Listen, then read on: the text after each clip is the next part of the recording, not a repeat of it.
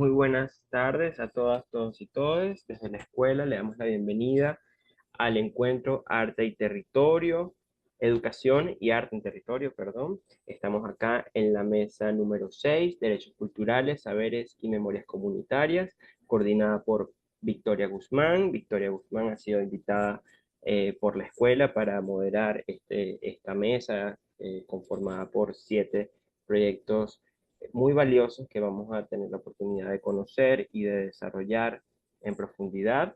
Para presentar a Victoria, me gustaría decir que es docente e investigadora chilena, se especializa en cultura visual, museos y comunidades. Victoria es abogada con estudios de posgrado en filosofía y estética y una maestría en artes e industrias culturales creativas del King's College de Londres, Reino Unido. Ha sido reconocida con premios a la mejor tesis de su generación, entre otros premios.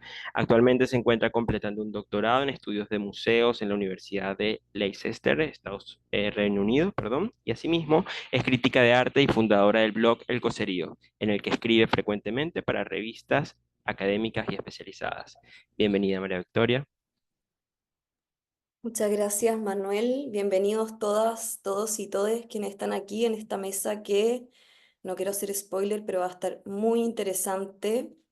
Seguro que nos va a hacer pensar un montón y ojalá también nos dé la oportunidad para crear redes, porque yo creo que la gran mayoría de las personas que van a presentarse es a eso a lo que se han dedicado, a urdir conexiones entre pasado y futuro, entre tradición y contemporaneidad, entre modernidad y pueblos originarios, y tienen muchas cosas, afectos y política, muchas cosas interesantes que vamos a escuchar hoy día. Vamos a empezar con la presentación, cuyo título es Puentes Culturales, Reflexiones sobre una práctica de mediación cultural, de Julieta Jantuch, Casa Sofía, Buenos Aires, Argentina. Julieta, cuando estés lista, puedes empezar. Hola, muchas gracias, buen día. Bueno, voy a empezar compartiendo pantalla.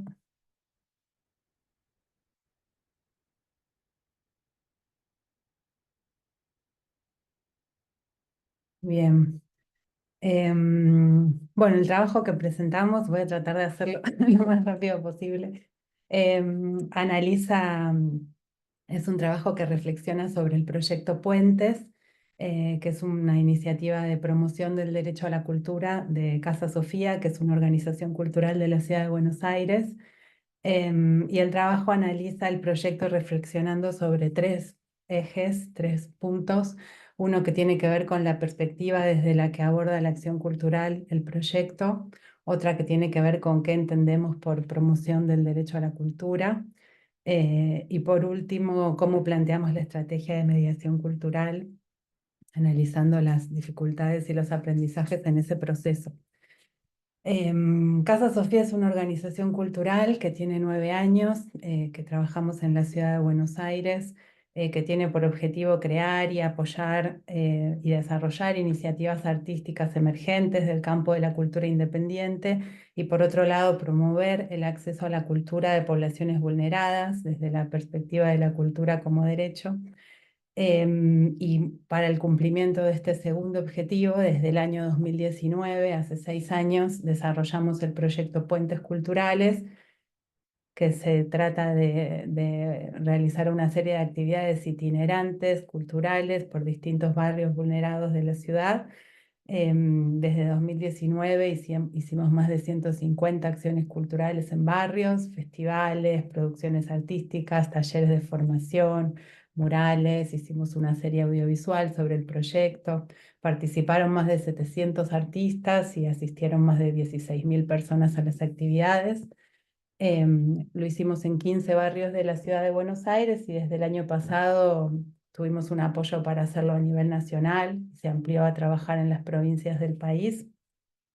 Y básicamente el proyecto se basa en tres ejes estratégicos, uno que tiene que ver con la articulación con organizaciones políticas territoriales. Casa Sofía es una organización que nació en el barrio de Palermo, que es un barrio de los de mayor poder adquisitivo de la ciudad de Buenos Aires. Entonces, para poder trabajar en barrios y tener una llegada y un laburo territorial en villas, siempre trabajamos en articulación con organizaciones políticas territoriales. El segundo eje es la producción conjunta con artistas y con vecinos de los barrios. La perspectiva del proyecto se apoya en la idea de garantizar el derecho a la cultura, pero no solamente a disfrutarla, sino también a producirla. Entonces, en ese contexto siempre trabajamos en lo que es la programación conjunta con vecinos y con organizaciones de los barrios, sobre todo en temas de danzas tradicionales, de colectividades migrantes, música de bandas emergentes de los barrios, rap, freestyle, cumbia, coplas y demás. O sea, no solamente incluir la diversidad en la programación, sino también producir de manera conjunta.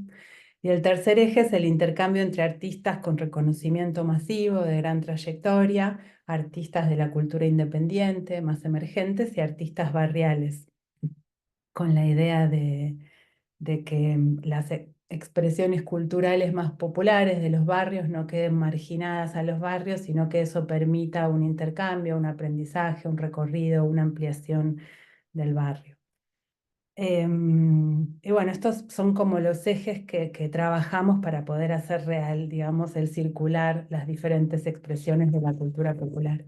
Y los 3 puntos que nos pusimos a reflexionar a lo largo de los 6 años de trabajo de este proyecto, el primero tiene que ver con desde qué perspectiva abordamos el proyecto. Casa Sofía se inició como un proyecto político donde pensábamos en la cultura como una herramienta de transformación social, como una herramienta de transformación política, pensando que el trabajo en el campo de la cultura nunca es posible pensarlo desde una sola mirada de la cultura, ¿no? Nos basábamos en una frase de Víctor Vik que afirma que la cultura contiene en sí misma la tensión entre producir y ser producido.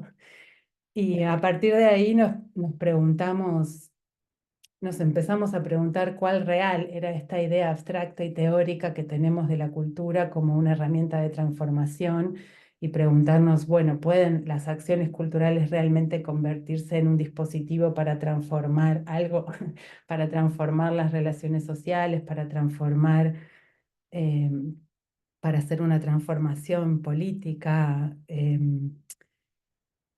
Social. Y también nos basamos en unas estrategias que plantea Víctor Vik para pensar la política cultural, que cuando realmente puede generar transformaciones y que tiene que ver también con 3 pilares de trabajo. El primero, que es trabajar desde las bases, que es esto que venimos haciendo, de abrir espacios donde las identidades excluidas puedan acceder a poder representarse a sí mismas, ¿no? Al ser parte del proyecto, poder visibilizar esas estructuras de poder que impiden que muchas veces las personas puedan participar y tomar propias decisiones en la vida pública. Nos preguntamos muchas veces si a lo largo del proyecto cómo abrir esos espacios, cómo visibilizar esas relaciones de poder existentes, y lo hicimos en principio tratando de no reproducirlas, ¿no? De plantear otros vínculos en el proceso de producción cultural. Como un segundo punto, buscar articulaciones de la agenda política.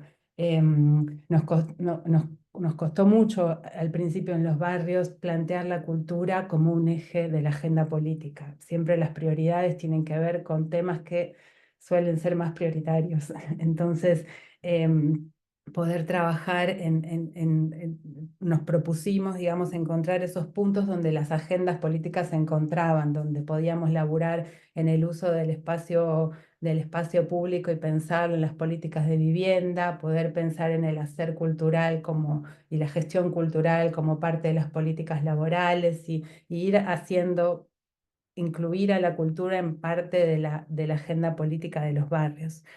Y por último, desmontar, dice Víctor Vik, los imaginarios hegemónicos. Nos preguntábamos cómo es posible hacer eso.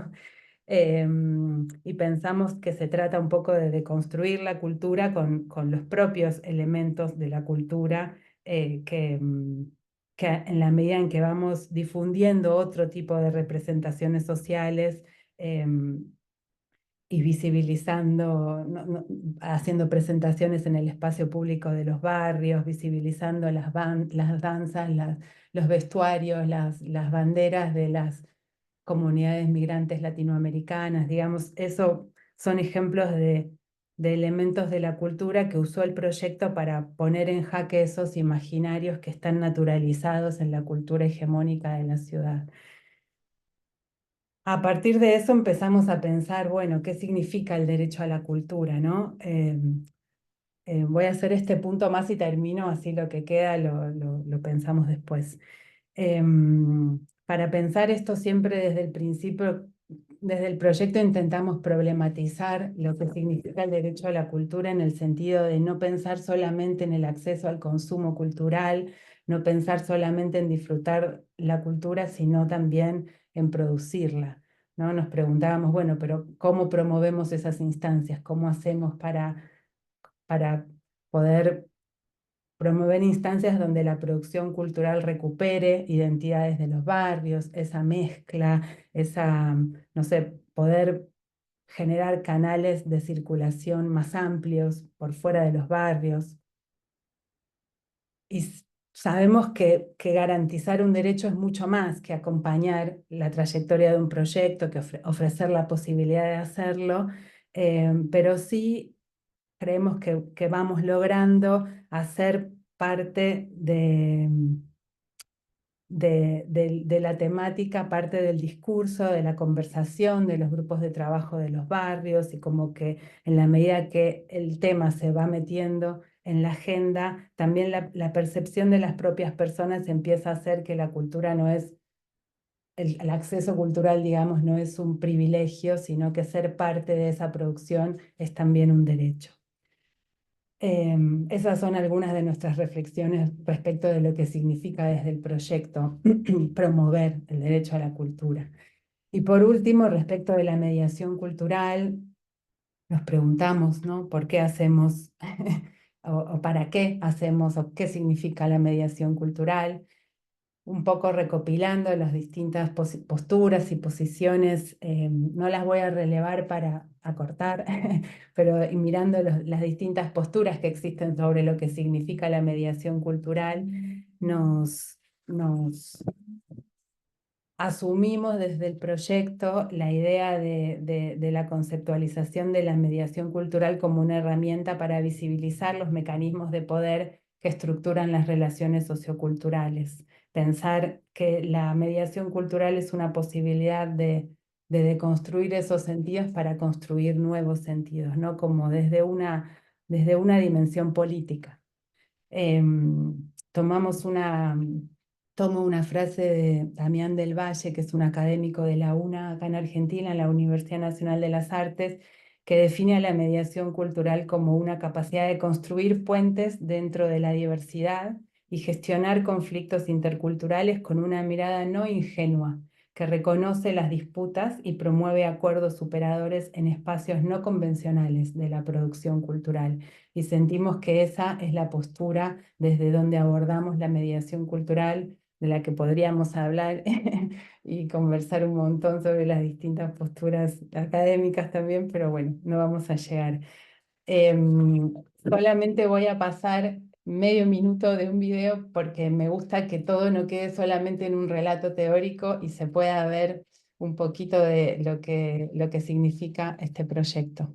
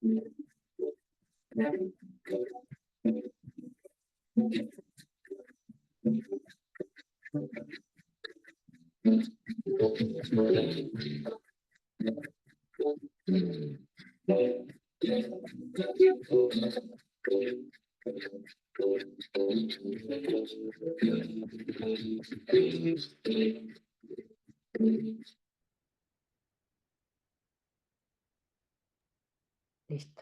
no me excedo más. Muchas Muchas gracias. gracias, Julieta. Qué hermoso. Yo creo que todos, todas nos quedamos con muchas ganas de ahondar un poco más. Ya vamos a llegar, pero qué linda cita de Víctor Beach. Qué buena manera de enfrentar las prácticas culturales, especialmente desde espacios no convencionales, como tú decías. Y en esa misma línea, yo creo vamos a seguir con Colores Originarios, proyecto de Carolina Ortiz y Diego Chiari, proyecto Colores Originarios. Así que, Diego, Carolina, cuando estén listos. Bueno, buenos días, buenas tardes, depende de donde están mirando. Voy a tratar de compartir la pantalla, esperen un segundito.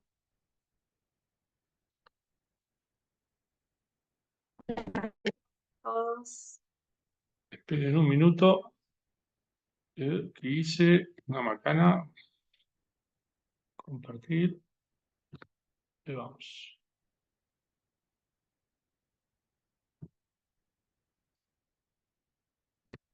Un minuto, ¿eh? Bueno, ¿pueden verla bien ahí? Sí, Sí, bueno. sí, bueno. Muy bien. Somos Colores Originarios. Diego, Somos si un... podrían ponerlo en pantalla completa para que se vea Ah, A ver, ahí creo. En modo no. presentación. Está bien, si no igual de todas maneras se ve. Se ve, a ver ahí, esperen un segundo. Mm, Me parece que se los debo, perdón. Pantalla por ahí. completo. Ahí al costadito, el que es como a la derecha ese. Como una copita. Sí, esa, a la derecha. Esa. Ahí, ese. Ahí está, perdón. Ah, Muchas gracias por la ayuda. gracias. No, Gracias. no somos expertos en lo que es PowerPoint. Bueno, les estábamos diciendo que nosotros somos un taller de arte viajero para las infancias, con la particularidad que lo hacemos con los niños y las niñas de los pueblos originarios de Argentina. Nosotros residimos en la ciudad de Buenos Aires y lo que hacemos es trasladarnos a diferentes provincias del país. ¿Quiénes somos? Carolina Ortiz Maldonado, que está a mi lado. Ella es docente, artista plástica y tallerista desde hace más de 20 años. Mm. Y yo soy Diego Chiari, fotógrafo y tallerista a raíz de esto, de que es el proyecto Colores Originarios. Cuando le dijimos que vamos a recorrer a los pueblos originarios de Argentina, nosotros ya estuvimos con los Wichi en Formosa, también los COM, la comunidad COM, los envío guaraníes en Misiones, también este año ya estuvimos con los Chané, los Pilagá y los Coya. Estuvimos recorriendo todas estas comunidades, estas naciones, a los cuales se van a seguir sumando, no con la idea de ir y marcar en un mapa, sino con volver. Y de hecho hemos vuelto con algunas comunidades, en Ingeniero Juárez, hemos vuelto. La idea es volver el año que viene con los Chané, y así vamos armando nuestros viajes y nuestros talleres. Cuento un poquito Total. sobre qué trabajamos en los talleres. Los talleres trabajamos con el eje de las historias originarias de cada comunidad. Y en los viajes, cuando llegamos a la comunidad, a veces trabajamos en comunidades y trabajamos con referentes o directamente con los caciques, o cuando lo hacemos a través de escuelas, trabajamos con los docentes bilingües y con todos los actores de educación del lugar. Básicamente el taller tiene que ver con que nosotros llevamos historias originarias que ya nos contaron en otro lugar y después de hacer una narración, pedimos que nos cuenten una del lugar, una significativa del lugar, de su cultura, de lo que tenga que ver con la identidad de esa comunidad. Entonces nos cuentan una historia y así se va tejiendo una red. Las historias las trabajamos de dos formas. Las que nosotros llevamos, las trabajamos con unos mapas de cosmovisión que vamos construyendo, son mapas de cosmovisión ilustrados, que vamos construyendo con todos los niños y niñas del taller y también con los docentes y también con el tema de la lengua de cada lugar, haciendo un glosario. Y eso con los niños de 6 a 8 años. Y con los niños más grandes, que son los que ellos nos cuentan la historia, trabajamos también en forma plástica, pero tienen que dibujar la historia que ellos nos cuentan. Y ahí se produce un intercambio válido para que también suceda que los mapas los hacemos entre todos. Entonces, por ejemplo, pasan cosas como que en un pueblo, en una comunidad de Jujuy, hablamos sobre las ballenas y el mar, que tiene que ver con una comunidad del sur de nuestro país. Y así hacemos un intercambio entre toda la red. Somos un proyecto muy jovencito, somos nosotros dos. El proyecto es el segundo año que estamos viajando.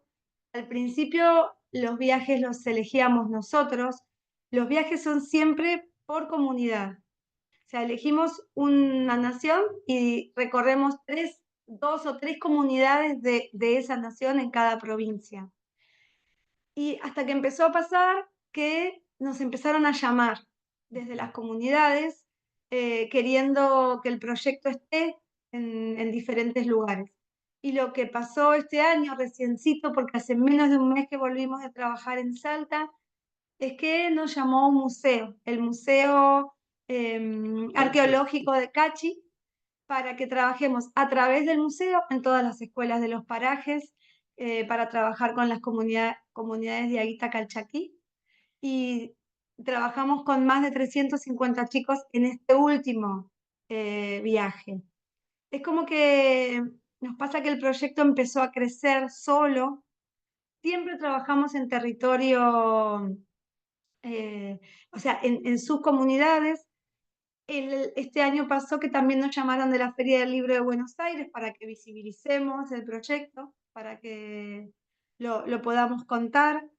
Así que bueno, Fue nuestro único trabajo, nuestro único taller en la ciudad de Buenos Aires, en la Feria del Libro, justamente. Sino que nosotros vamos a las demás provincias, como les contamos anteriormente. bueno, el tema por ahí es eso, volver a poner en valor las historias originarias de cada lugar y también que sea una red. Acá, por ejemplo, en estas fotos que estamos compartiendo, esto era en Jujuy, en San Francisco de Alfarcito, en una comunidad colla. Estamos contando una historia guaraní, que era la historia de la yerba mate, utilizando una máscara de yaguareté chané, hecha por el pueblo chané. Tratamos de integrar todas las comunidades, porque también uno de los ejes es que si bien las comunidades que poblan la Argentina son muchas y hay en todas las provincias, y todas las historias son diferentes y son diferentes las cosmovisiones y son diferentes las situaciones, estas historias, lejos de separarnos, nos unen, nos van uniendo. Hay fauna, hay flora que son transversales, hay historias, bueno, hay muchas otras cosas más, adquisición de derechos y trabajos en comunidad que son transversales. Entonces tratamos por ahí de rescatar eso, siempre trabajando con las infancias.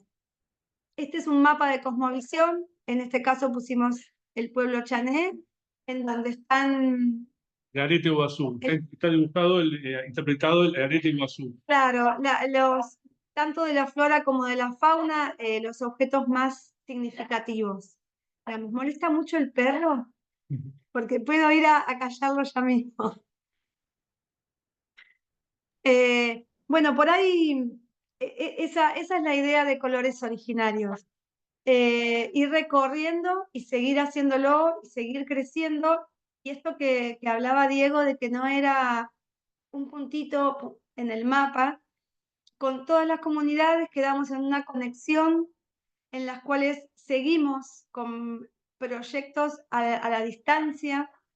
Yo como artista plástica tengo un taller aquí en Buenos Aires y entre los niños de mi taller y los niños de las comunidades hacemos intercambio de historias, hacemos intercambio de materiales, de producciones. Así que bueno, va por ahí y va creciendo. Ahora ya, por ejemplo, ya tenemos planificados viajes para el año que viene, para volver, viajes nuevos. Nuestro mayor desafío bueno, principalmente al principio fue el económico, cómo hacemos para llegar. No estamos solventados por ninguna institución. Amigos, familiares empezaron a hacer donaciones, y, pero no queríamos que se quede en eso porque nosotros no hacemos asistencialidad. No. Entonces, Nos fueron donando pinceles, claro, algunos nos dieron témperas, acuarelas. solemos sí dejar los materiales con los que trabajamos para que se continúe con la tarea. Y lo que pasó ahora hace poco, bueno, que nos llamaron de este museo que yo comentaba, del Museo Arqueológico, contratándonos por primera vez para hacer un trabajo en articulación con lo que tenía que ver educación de Salta, cultura y museos. Así que bueno, estamos como transitando esa nueva etapa, digamos. No solo fuimos al colegio, a la escuela de Cachi, sino a lo de los parajes, a las Escuelas, personas, sí. a las escuelas que son difíciles de llegar a los lugares urbanos. Entonces lo que fuimos fue trasladarnos con la gente del museo y dar los talleres en las mismas escuelas. ¿Cómo hicimos para visibilizar nuestro proyecto? Dijimos, bueno, ¿qué hacemos con nuestro arte? Hay una manera de que la gente se entere de lo que hacemos. Entonces, armamos una muestra, la cual se llama Niños, que con las pinturas de Caro y con mis fotografías lo que cuentan es el lugar, muestran el ámbito de todos los niños en las diferentes comunidades, y las pinturas de Carolina son las que están mostrando nuestros... ¿lo puedes contar mejor vos? Sí, claro, otra pata del proyecto por ahí era este. Estoy mirando que nos quedan muy poquitos segundos. Era para visibilizar, ya que los dos somos artistas, con las fotografías que Diego toma en el campo y con las pinturas que yo pinto después, tratando de expresar todo lo que vivimos, y con objetos que adquirimos, también muchos nos regalan, Sí. pero tratamos de adquirir objetos en cada comunidad que tienen que ver con cada Las cultura. artesanías. Hicimos una muestra que vamos llevando también, no a todos lados, pero el año pasado estuvo haciendo una gira entre Cava y la provincia de Buenos Aires en Casas de la Cultura de los municipios, y en este momento la muestra está en el Museo Arqueológico de Cachi, y fue muy interesante porque no solamente nosotros fuimos a las escuelas de las comunidades de Cachi, sino que los grados superiores los invitamos y para que vengan también al museo a hacer una visita guiada y a tener una disertación y una conversación sobre todas las comunidades que estaban expuestas y sobre lo que es la realidad hoy de los pueblos originarios en la Argentina. Nosotros íbamos contando la experiencia y también íbamos viendo qué sabían ellos y cómo se posicionan, ¿no? Siempre trabajamos, si bien desde las historias, y decimos historias y no leyendas, porque la leyenda, si bien tiene algo fantástico, para cada pueblo originario, las leyendas son parte de su historia y parte de su cosmovisión. Entonces preferimos hablar de historias. Y bueno, en ese intercambio y en esa red, en ese tejido, es el que estamos como elección trabajando, y es cada vez más rico porque en los lugares nos vamos empapando también de las cosas que suceden hoy, y todo tiene que ver con el hoy para adelante, cómo se resuelve para adelante. Creo que me excedí. Gracias, no, está bien. Es muy poco el tiempo que tenemos y bueno, es fascinante escucharlo. Muchas gracias, Diego. Muchas gracias, Carolina, por contarnos de este proyecto. Ahí estaban sus redes sociales, quizás las pueden poner en el chat porque alguien estaba preguntando Ok, ok. por ellas para conocer mejor el proyecto. Pero muchas gracias por estos viajes que nos cuentan, por todo este trabajo de urdir historias y cosmovisiones. Ya vamos a entrar nuevamente en eso un poco más al momento de las preguntas. Vamos a Dale. seguir con la siguiente presentación, que es Acuerpamiento textil, bandera de narrativas identitarias y políticas a partir de la reutilización de prendas en desuso, de Constanza Ruibal, Soledad Simón, Florencia Fabián, Melina Álvarez, Florencia Leiva, Elio Domínguez y Lucia Moras de Córdoba, Argentina. Así que cuando estén listos, listas, Hola a todos. Bueno, sumo también Melina Sabatini, nueva integrante del colectivo. Bueno, voy a compartir pantalla. Mm, ¿Se ve bien? Perfecto, Constanza. Bueno, muchas gracias. Bueno, yo vengo en representación de Territorio Colaborativo, que es nuestra colectiva. Voy a ir mostrando algunas imágenes a medida que narro, porque bueno, creo que las imágenes narran seguramente mejor que yo. Bueno, Territorio Colaborativo es un colectivo, somos un colectivo que funcionamos como un entramado de vínculos con diferentes grupalidades y territorios con mirada social, sustentable y comunitaria. Intentamos siempre desdibujar las fronteras disciplinares, territoriales, a través de la materialidad textil como una herramienta pedagógica. Esta red que intentamos siempre tejer de manera horizontal nos permite sentir, hacer y pensar al unísono, y habilitar bueno, diferentes espacios de reflexión y acción en donde compartimos experiencias y sentidos a través del textil. Y bueno, estamos principalmente atravesadas por la noción de aula expandida. Creemos que realmente un aula se puede construir en cualquier espacio público, y por eso participamos desde el 2016 en diferentes encuentros, asambleas, marchas, ferias, exposiciones, siempre proponiendo talleres, acciones y diferentes iniciativas transgeneracionales, flexibles y adaptables también al contexto y a la grupalidad en las que lo aplicamos.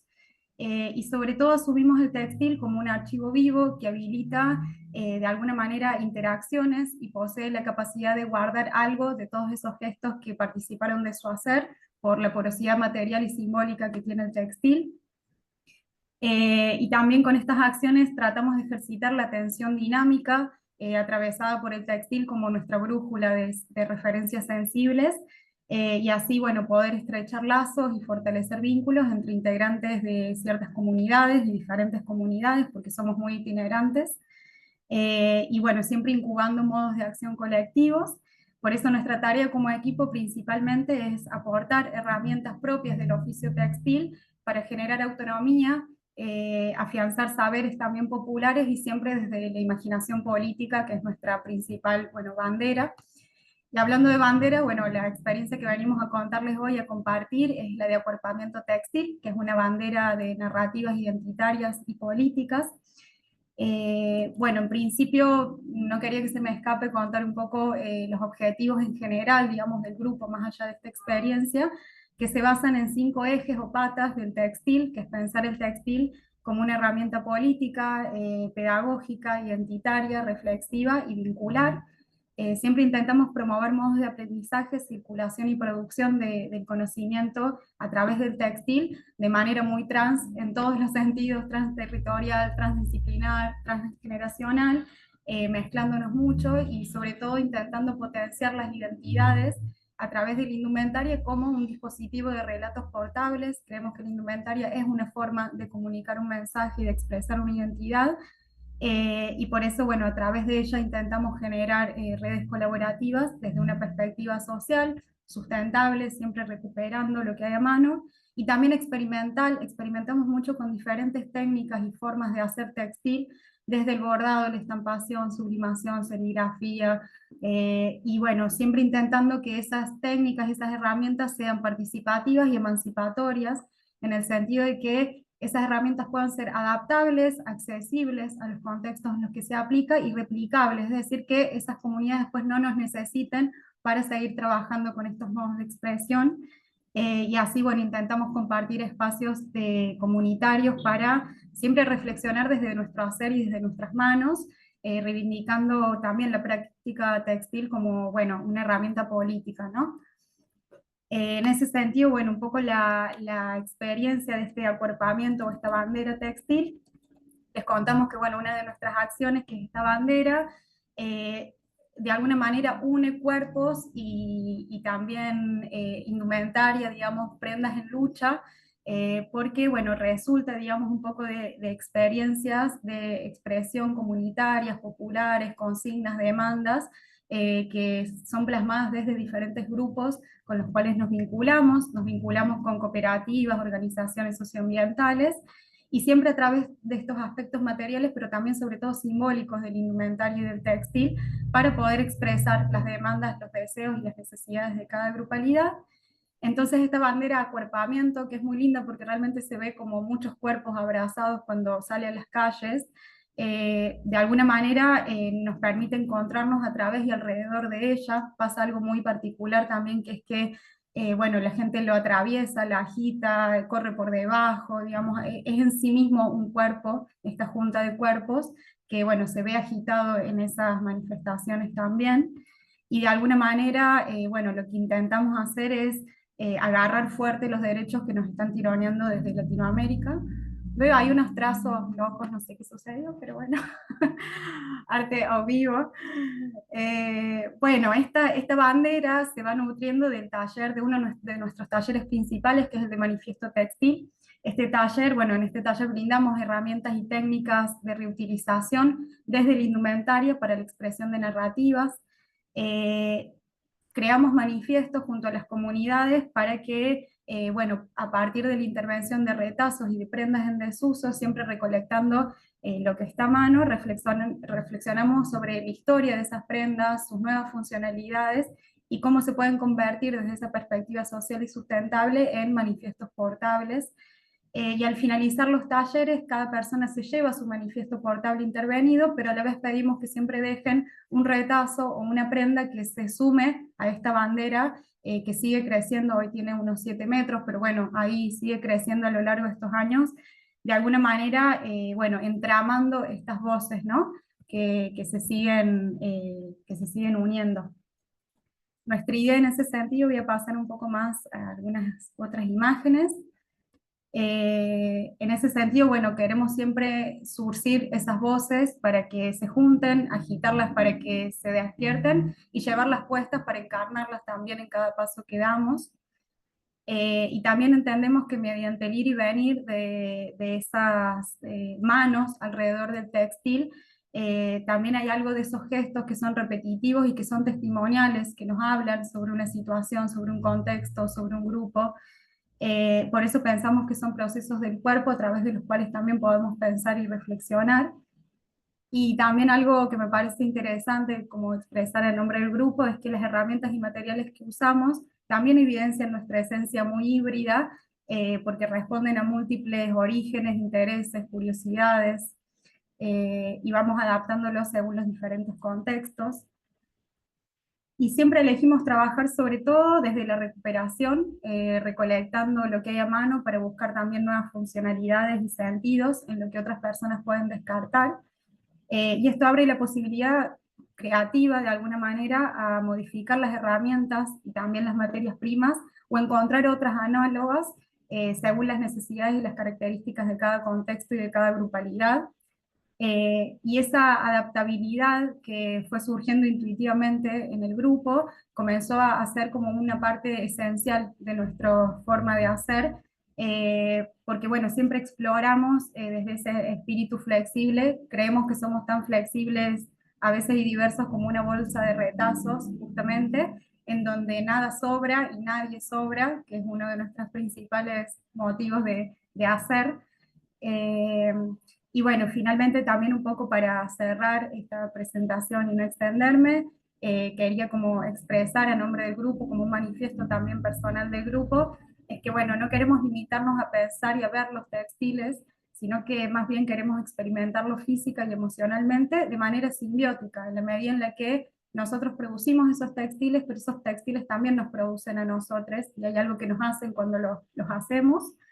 Y creemos firmemente en esa potencia que tiene el textil como una forma de activismo para la reconstrucción de mundos más diversos, más inclusivos, y también de alguna manera revalorizar siempre los pequeños gestos, lo micro, los pequeños materiales domésticos que están en desuso, porque bueno, uno también de nuestros estandartes es que lo que para algunos es trapito, para otros es bandera, y bueno, y hacia ahí vamos. Así que bueno, muchas gracias por la escucha. Perdón que pasé así tan rápido, pero bueno, no quería extenderme.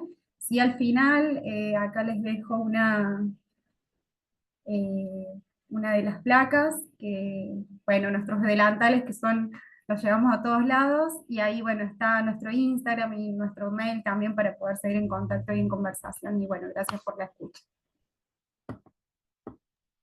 Gracias, Constanza, y a todo Territorio Colaborativo. Quizá pueden poner esos datos en el chat, ahí lo están poniendo, gracias, para que las personas puedan seguirle y entrar en contacto si quisieran.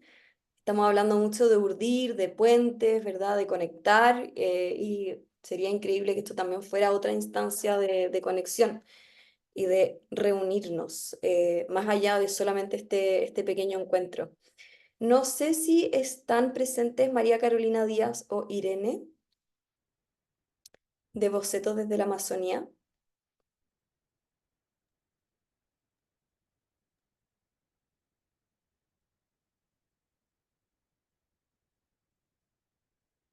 Irene, te veo, pero no creo que no te escucho.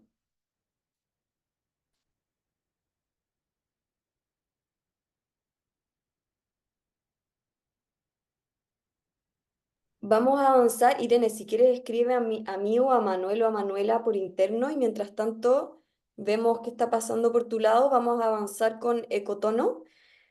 Chagras, payaos, camellones, encarnar el río, fluir en el paisaje, de Juliana Steiner de Colombia. Eh, Juliana, cuando estés lista, y María Carolina Oh, Díaz o Irene Soe, si me pueden escribir a mí o Manuel por interno para ver qué está pasando. Gracias.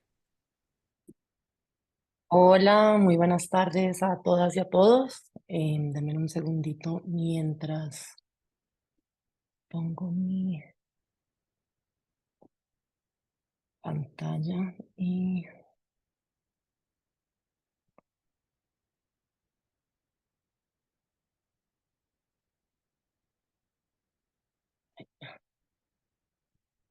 ahí ven mi pantalla completa. Sí, Juliana. Súper, muchas gracias. Bueno, mi nombre es Juliana, voy a estar hablando acerca de un proyecto que empecé en el 2022 que se llama Ecotono, Chagras, Payados y Camellones. Quería empezar con esta cita de Agnes Denes, que nos habla un poco de que cuando la tierra está enferma y en crisis nos llama para su cuidado. Y yo como curadora siento que mucho de lo que hago es el cuidado, en mi caso en particular, el cuidado entre los lazos que formamos entre nosotros los humanos y lo más que humano. La palabra del curador viene de la palabra del cuidar, entonces pues me gusta mucho pensar mi práctica desde esta idea del cuidado. Bueno, Ecotono, Chagras, Payados y Camellones es una serie de proyectos que se realizó dentro del marco de la Bienal Common Ground en el 2022 y 2023 en el Fisher Center en la Universidad de Bath.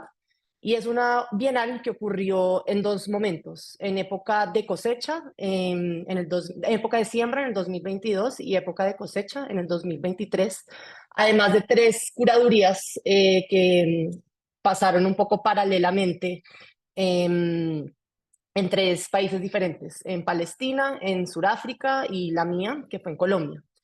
Entonces, en mi proyecto en particular, en el Ecotono, estas acciones vivas y participativas reunieron saberes de distintos territorios en Colombia, desde las artes plásticas, la arqueología, la historia, la arquitectura, la geología, el activismo, la pedagogía, la gestión del patrimonio, la agricultura, la conservación cultural y la ecología.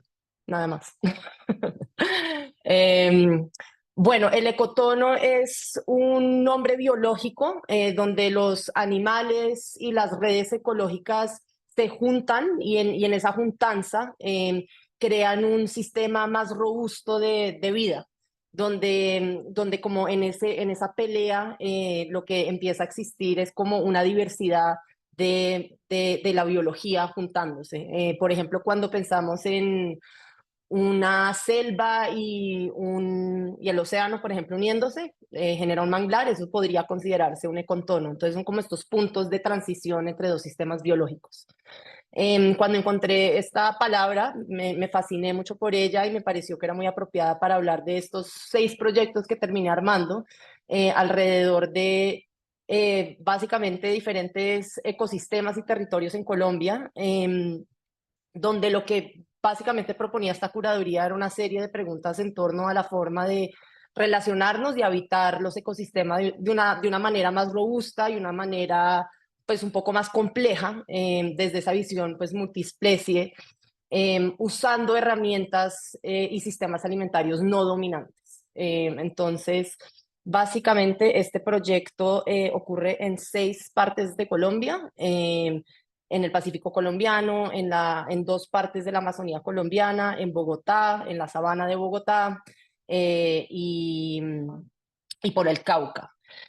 Entonces, básicamente, la gran pregunta que me surgía alrededor de esta curaduría, más que establecer unos conceptos ya establecida, lo que buscaba era buscar experiencias que giraran en torno de la soberanía alimentaria, la educación propia y estos sistemas alimentarios, y desde la especulación buscar otras posibilidades como del futuro, pensando mucho en el pasado y pues ese presente. Entonces, bueno, acá están los 6 proyectos que hoy solamente voy a hablar de uno por tiempo. Voy a hablar de las zanjas y los camellones. Este es un proyecto que nace a partir de conversaciones con María Buenaventura. Ella es una artista bogotana que hace más de 20 años ella se encontró con recetarios muy viejos de la época de la colonia, donde se hablaba del pez capitán. El pez capitán, hoy en día sabemos que es un pescado endémico del río Bogotá, pues el río de donde yo soy. Es uno de los ríos más, pues tiene unos problemas muy grandes. Es un río que se nos ha dicho como bogotanos que es un río muerto, que pues es un debate muy grande y yo hago una investigación acerca de por qué está vivo y la manera de que está vivo. Pero cuando ella entendió que este era un pez endémico y que nosotros éramos un pueblo pues pescador, allá se le voló el coco un poco y empezó a hacer una investigación muy exhaustiva de este pez. Entonces, yo me he ido con ella a pescar en un programa público que hice en el 2021. Pues pescamos el pez capitán, comimos del pez capitán.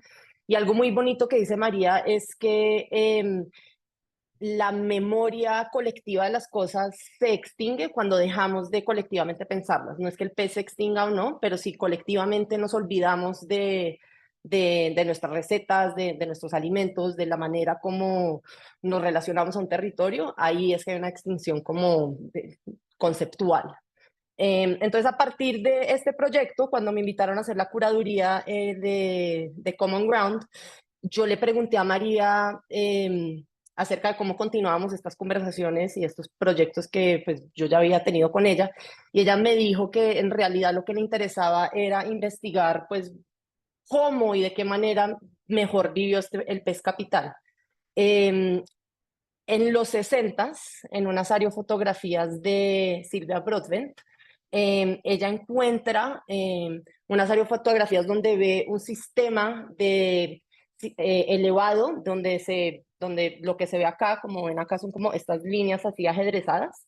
Eso es un sistema muy similar a las chinampas en México, al sistema de guarúbarus en Perú, incluso a los cenús acá en el norte de Colombia.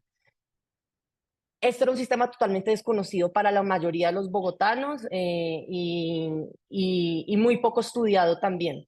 Entonces, cuando Silvia Broadbent encuentra esto, pues empezamos a entender que nosotros éramos un pueblo pescador, que el sistema donde vivía el pez capitán era esto, donde básicamente se siembra alimento en estas terrazas y luego los canales funcionan como retenedores de agua, también un lugar donde viven diferentes animales, incluidos el pez capitán, la guapucha, el capitanejo, los patos migratorios que también llegaban acá.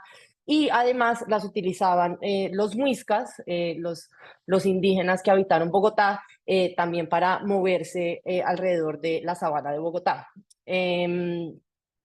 Entonces, cuando yo me plantea eso, me dice, yo lo que quiero es revivir la memoria del pez capitán y revivir esa memoria de pesca que tanto nos concierne a nosotros los bogotanos. Por unos temas que no hay tiempo para explicar hoy, fuimos a diferentes lugares donde la pesca sigue viva, alrededor de la sabana y en las afueras de Bogotá, y llegamos al final a la Reserva Vanderhamen. Eso es una reserva que conecta los cerros orientales de Bogotá con el río Bogotá. Y dentro de este espacio empezamos a hacer unas investigaciones preliminares de saber si podíamos o no reconstruir este sistema de agua y de alimento por acá. Entonces, bueno, este es el lugar, queda muy cerca al humedal de la Conejera. Llega después de muchísimos meses de conversaciones con el Jardín Botánico, que tienen como dato este lugar, llegamos a la posibilidad de reconstruir el sistema de zanas y camellones acá.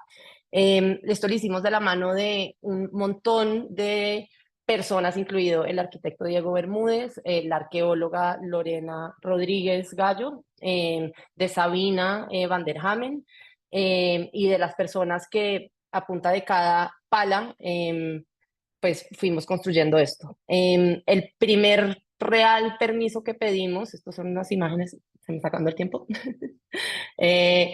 Bueno, estas son unas imágenes de Diego Bermúdez, el arquitecto, cuando estábamos como en el territorio, un poco como creando lo que iba a ser este proyecto. Y acá vemos en el momento que primero sacamos como una pala y los niveles de agua freático empiezan a subir, que fue muy emocionante, o sea, uno ver el agua brotar en un sitio donde drenaron los españoles toda el agua es algo realmente pues, mágico. Y después de la mano de la abuela Blancanieves, Muisca, del Cabildo Muisca de Suba, hicimos una serie de permisos y después de esa serie de permisos empezamos la construcción de las zanjas y los camellones. Acá hay unas imágenes de esta construcción. Estos son los operarios del Jardín Botánico que nos ayudaron a hacer esto, si no esto hubiera sido imposible, sin la mano de ellos. Y acá ya vemos en el momento que ya empezamos a hacer estas zanjas, también pues otra gran pregunta fue qué se siembra acá, y el Jardín Botánico ahí también pues tuvimos una serie de encuentros de lo que significa restaurar no solo el pensamiento y la ecología, sino también la cultura. Entonces, pues también para nosotros era muy importante que se plantaba en estos camellones. Acá vemos un maíz y ahí vemos las primeras semillas. Bueno, para no irme mucho tiempo con esto, hemos hecho un montón. La idea de este espacio es que ya se le donó a la ciudad, se le donó al Jardín Botánico. Hacemos muchos encuentros aquí, normalmente siempre de la mano del alimento, del compartir y de preguntas. Y este último proyectico, que voy a ir 2 segunditos acá, un poco desde ese lugar de cómo se restaura la cultura y la manera como pensamos en la restauración. Nos fuimos a Fuquene de la mano de Leonel Vázquez, que está acá a la derecha, y grabamos sonidos de esta laguna y después las pusimos a sonar en las zanjas y sus camellones, un poco haciendo como un llamado a ese pez capitán y un llamado a todo lo que se ha perdido desde que ya no están estos camellones. Decía poner música, pero creo que no hay tiempo.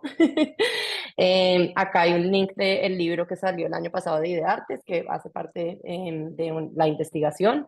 Y eso es. Estos son unas imágenes aéreas del camellón. Muchas gracias, perdón, creo que me extendí bastante.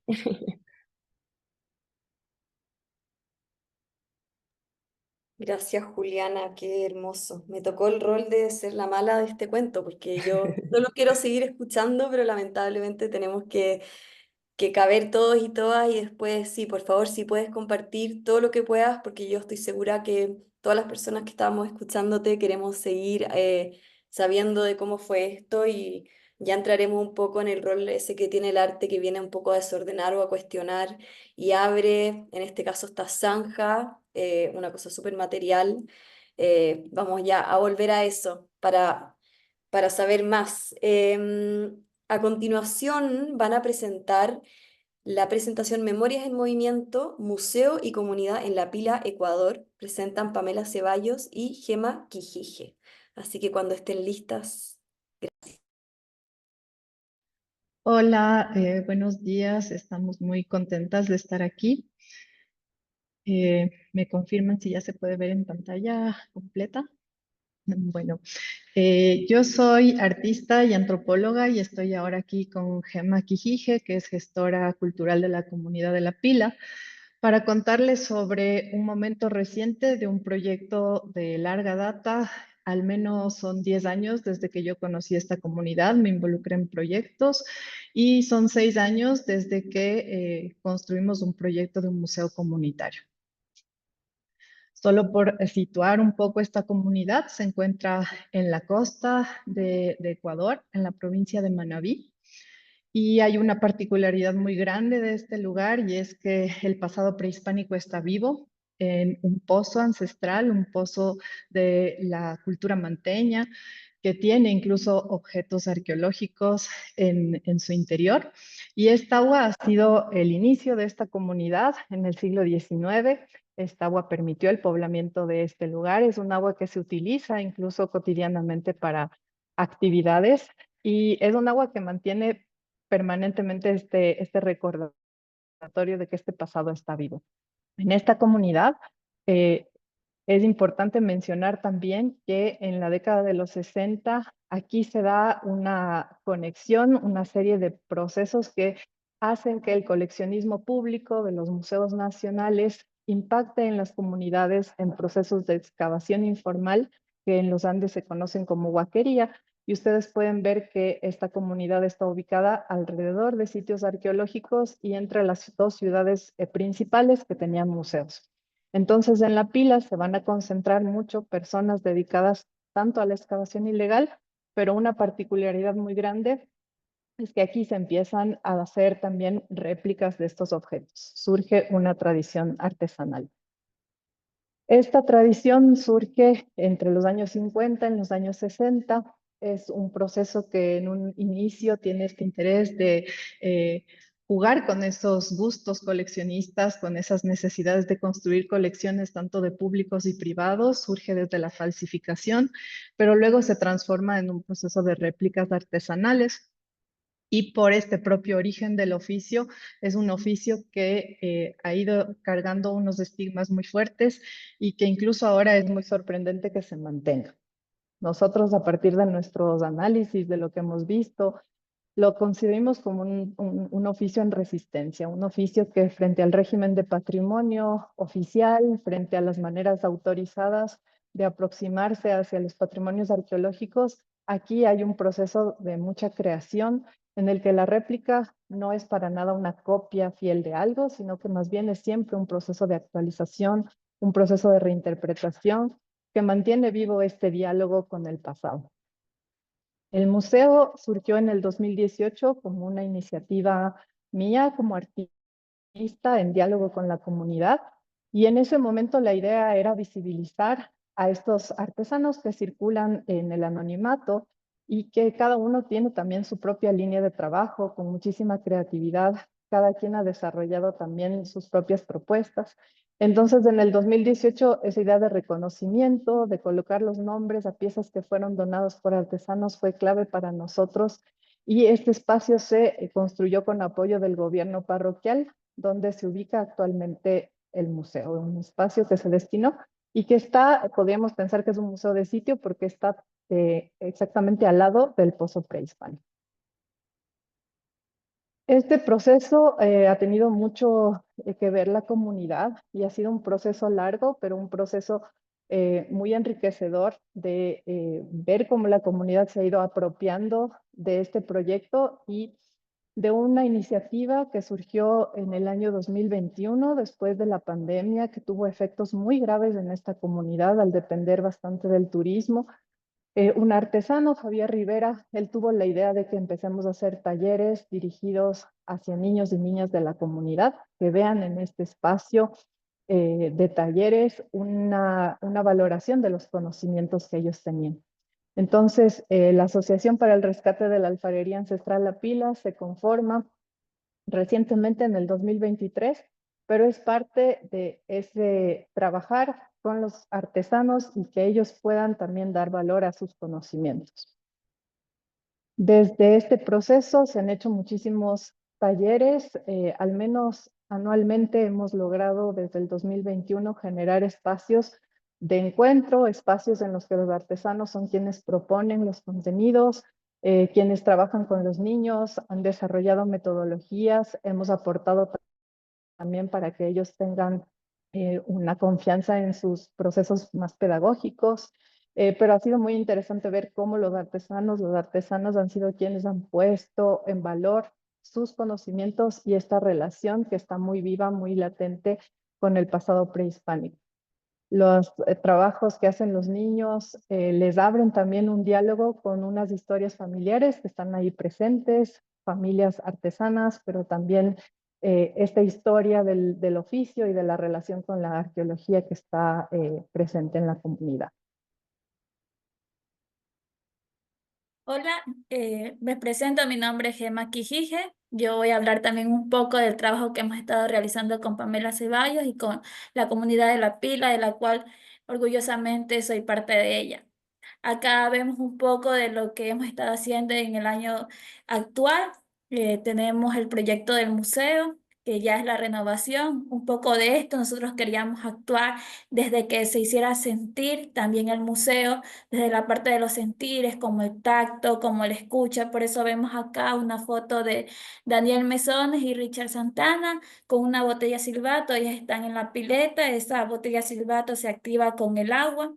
Entonces es algo que se pueda desde la parte sensorial, pero por otro lado también vemos un mural sobre la pila, sobre la pila donde lo hacen Ana Mercedes García, una niña de 13 años, y Javier Rivera. Bueno, acá también estoy hablando sobre historias del coleccionismo en el museo, un poco de el debate del museo es la parte del coleccionismo y la huaquería. En la pila se conciben estos datos un poco más hablando sobre la parte de la necesidad que había dentro de la comunidad, cómo estos hallazgos fueron parte para apoyar también el sentir económico. Y también por otro lado, un poco sobre esta foto, habla sobre que el museo es parte de la comunidad porque se escuchan las voces de la misma comunidad. Y de acuerdo a eso de la necesidad de las huaquerías, nace el primer artesano de la pila, Celestino Colón Quijije, quien fue mi abuelo. Él hace la primera réplica con un molde prehispánico, nosotros le llamamos cuños, y de ahí nacen las primeras artesanías.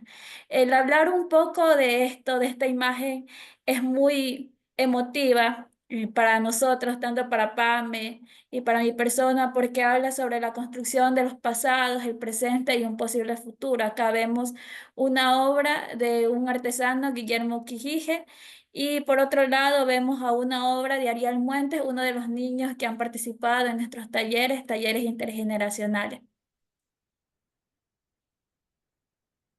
Y bueno, un hallazgo súper importante de lo que hemos podido recabar de información e investigación ha sido también encontrar que mujeres artesanas fueron de las primeras que fueron parte de esta noble actividad dentro de la parroquia La Pila. Muchas veces han sido calladas estas voces.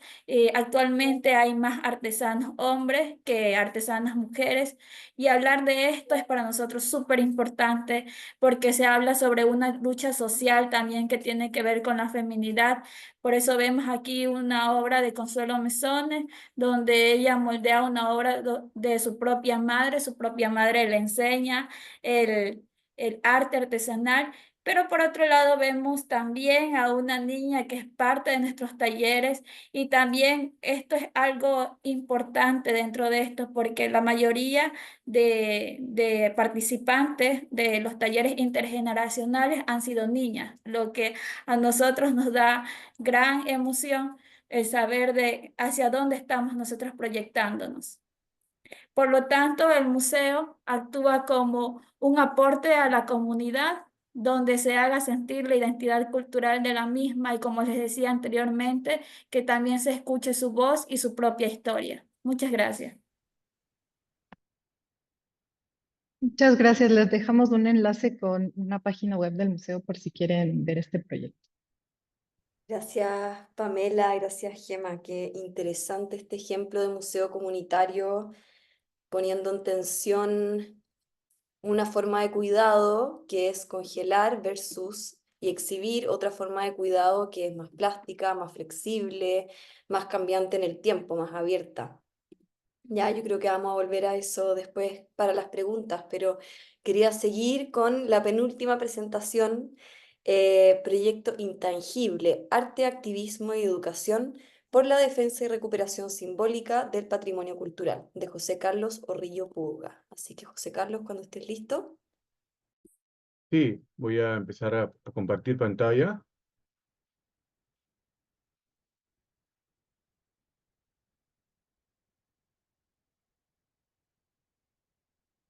Confirma si se ve. Perfecto. Bueno, buenas tardes con todos. Estoy realmente muy contento de estar acá compartiendo este proyecto con tantos buenos proyectos que se hacen en toda Latinoamérica, ¿no? Me parece muy, muy importante, ¿no? Y muy agradecido. Este proyecto se focaliza en la recuperación simbólica, pero también la defensa de una zona arqueológica muy importante que está en la costa norte del Perú, que es una zona conocida como la Quebrada Santo Domingo. Es una arqueológica básicamente conocida por los geoglifos que tiene, similares a las líneas de Nazca, ¿no? Se puede ver en esta imagen uno de los, que digamos que es la imagen fundacional del proyecto, se puede decir. Y este proyecto nace con la intención muy específica de realizar un registro fotográfico de estos restos arqueológicos, pero también dejar un testimonio de la impresionante belleza del sitio, porque el lugar estaba siendo destruido de manera muy acelerada por una invasión promovida por traficantes de terrenos, una invasión agrícola, ¿no? Que estaban sembrando sobre esta zona intangible. Entonces el proyecto nace el año 2015, fruto de una colaboración con el fotógrafo inglés David Mansell Bowling, ¿no? Mi compañero que entonces vivía en Lima, que él hacía fotografía aérea con dron, ¿no? Lo que sucedió fue que mientras estamos haciendo el proyecto, o sea, cuando estábamos en pleno desarrollo, se consumó la destrucción de un impresionante geoglifo que era considerado el más importante de la zona, conocido como el triple espiral, ¿no? Y cuya imagen se convertiría desde entonces en el emblema o el símbolo del proyecto, ¿no? Voy a extenderme sobre esto, ¿no? En unos minutos. Básicamente, a lo largo del tiempo, el proyecto Intangible ha planteado múltiples formas de apropiación y revitalización del patrimonio, que incluye, entre otras acciones, la realización de instalaciones, proyecciones urbanas, obras de sitio específico, un amplio registro fotográfico, como ya mencioné, la filmación de una película experimental y sobre todo una labor educativa y de concientización de largo aliento centrada en el pueblo de Santo Domingo, que es el pueblo vecino a esta zona arqueológica, ¿no? Todas estas acciones se sustentan en una base conceptual definida por el cruce entre activismo, educación y artes visuales, y haciendo uso simultáneamente de diferentes herramientas audiovisuales para promover la defensa, conocimiento y protección de esta zona arqueológica, ¿no? Este, Voy a mencionar ahora el contexto del proyecto, ¿no? Para los compañeros, ¿no? Que están en otras partes de nuestro continente, ¿no? Que no conocen. Se trata de una zona que está ubicada en la costa peruana desértica, ¿no? En el Valle de Moche, en Trujillo. Muy cerca de la ciudad de Trujillo, en realidad, ¿no? Que además está vinculada a otra zona arqueológica que es el Cerro Oreja también, ¿no? Es una zona muy conocida, como dije, por sus restos de arte rupestre, pero también incluye talleres líticos paijanenses de 10.000 años antes de Cristo, ¿no? Que son talleres de fabricación de puntas de lanza, o sea, de cazadores-recolectores, ¿no? Y la zona está declarada Patrimonio Cultural de la Nación desde el año 2000, o sea, es una zona que tiene un reconocimiento oficial en el papel, ¿no? Por el Estado peruano. Ahora, esta es una fotografía que muestra el paisaje rupestre de la Quebrada, que como pueden ver, pues es una zona absolutamente particular, ¿no? Un pasaje muy, muy mágico, con una belleza propia, ¿no? Esta tierra roja que parece que no estuviera en el planeta Marte, ¿no? Pero el inicio del proyecto en realidad empieza con un atentado de esa cultura que es realmente devastador, ¿no? Ese geoglifo que les mostré hace un momento, el 11 de abril de 2015, luego que lo habíamos fotografiado desde el aire, lo encontramos así.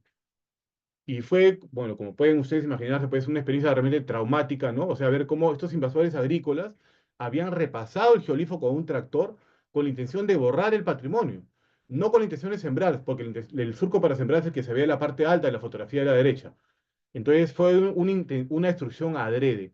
Pero lo más indignante y escandaloso fue que esta destrucción fue anunciada, porque la invasión estaba hace meses en ese lugar, hace años en realidad, ¿no? Y yo con otras personas de Trujillo veníamos denunciando esto al Ministerio de Cultura, habíamos presentado informes, fotografías, habíamos hecho reportajes periodísticos, y el Ministerio de Cultura del Perú no hizo absolutamente nada más que informes burocráticos que no contribuyeron pues a la defensa del lugar, hasta que cuando finalmente el geolifo es destruido, recién toman acciones para la defensa de la zona, ¿no? Entonces, claro, yo podría extender mucho sobre esto, ¿no? Pero realmente este no es un proyecto digamos, se queda solamente en la denuncia ni en la queja, ¿no? Porque justamente la destrucción del geolifo fue el inicio del proyecto Intangible, ¿no? Yo por razones de tiempo ahora no voy a mostrar pues, todo el portafolio, pero solamente les invito a visitar la página, que luego también la voy a compartir en el chat. Pero sí quiero mostrar rápidamente unas cuantas fotografías importantes, digamos, ¿no? Que son, por ejemplo, las fotografías de David Mansell Mowling, de otros restos arqueológicos de la zona, como estos geolifos, ¿no? Que son también, que están todavía ahí, que no han sido destruidos, que todavía se conservan, ¿no? Y que, como vamos a ver más adelante, ya han sido incorporados a digamos, como símbolos de identidad por la población, porque nosotros lo que hemos hecho luego de trabajar con la denuncia, hemos hecho lo siguiente, ¿no? O sea, el proyecto fotográfico registró todo lo que está ahí en la zona. Esta es una imagen muy importante que es conocida como el mono felino, que tiene garras, pero también tiene una cola prensil, ¿no?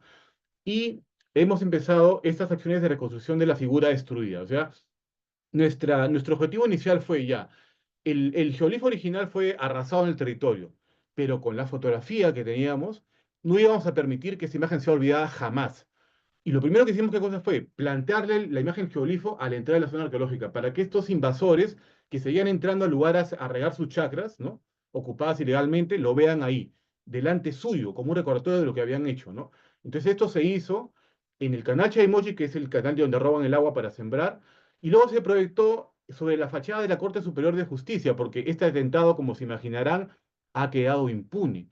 Y el 11 de abril de 2025 se van a cumplir 10 años de impunidad de este atentado de lesa cultura que realmente es profundamente vergonzoso, ¿no? Porque en realidad un geolifo de esta belleza y esta magnitud, ¿no?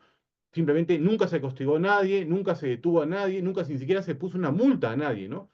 Y esa imagen, por supuesto, también se tenía que proyectar sobre los responsables, los burócratas que tenían la responsabilidad de cuidar y no lo hicieron, que son los funcionarios del Ministerio de Cultura, ¿no? Se proyecta entonces la imagen acá, en la oficina del Ministerio de Cultura en Trujillo, y luego se empieza a reconstruir en el pueblo, ¿no? Gracias a una buena coordinación con el alcalde de Santo Domingo, y la imagen se empieza a pintar, por ejemplo, en la municipalidad del centro poblado, frente al colegio del pueblo, y se hacen también reconstrucciones vinculadas a estas prácticas de land art, ¿no? En la zona arqueológica también con materiales efímeros.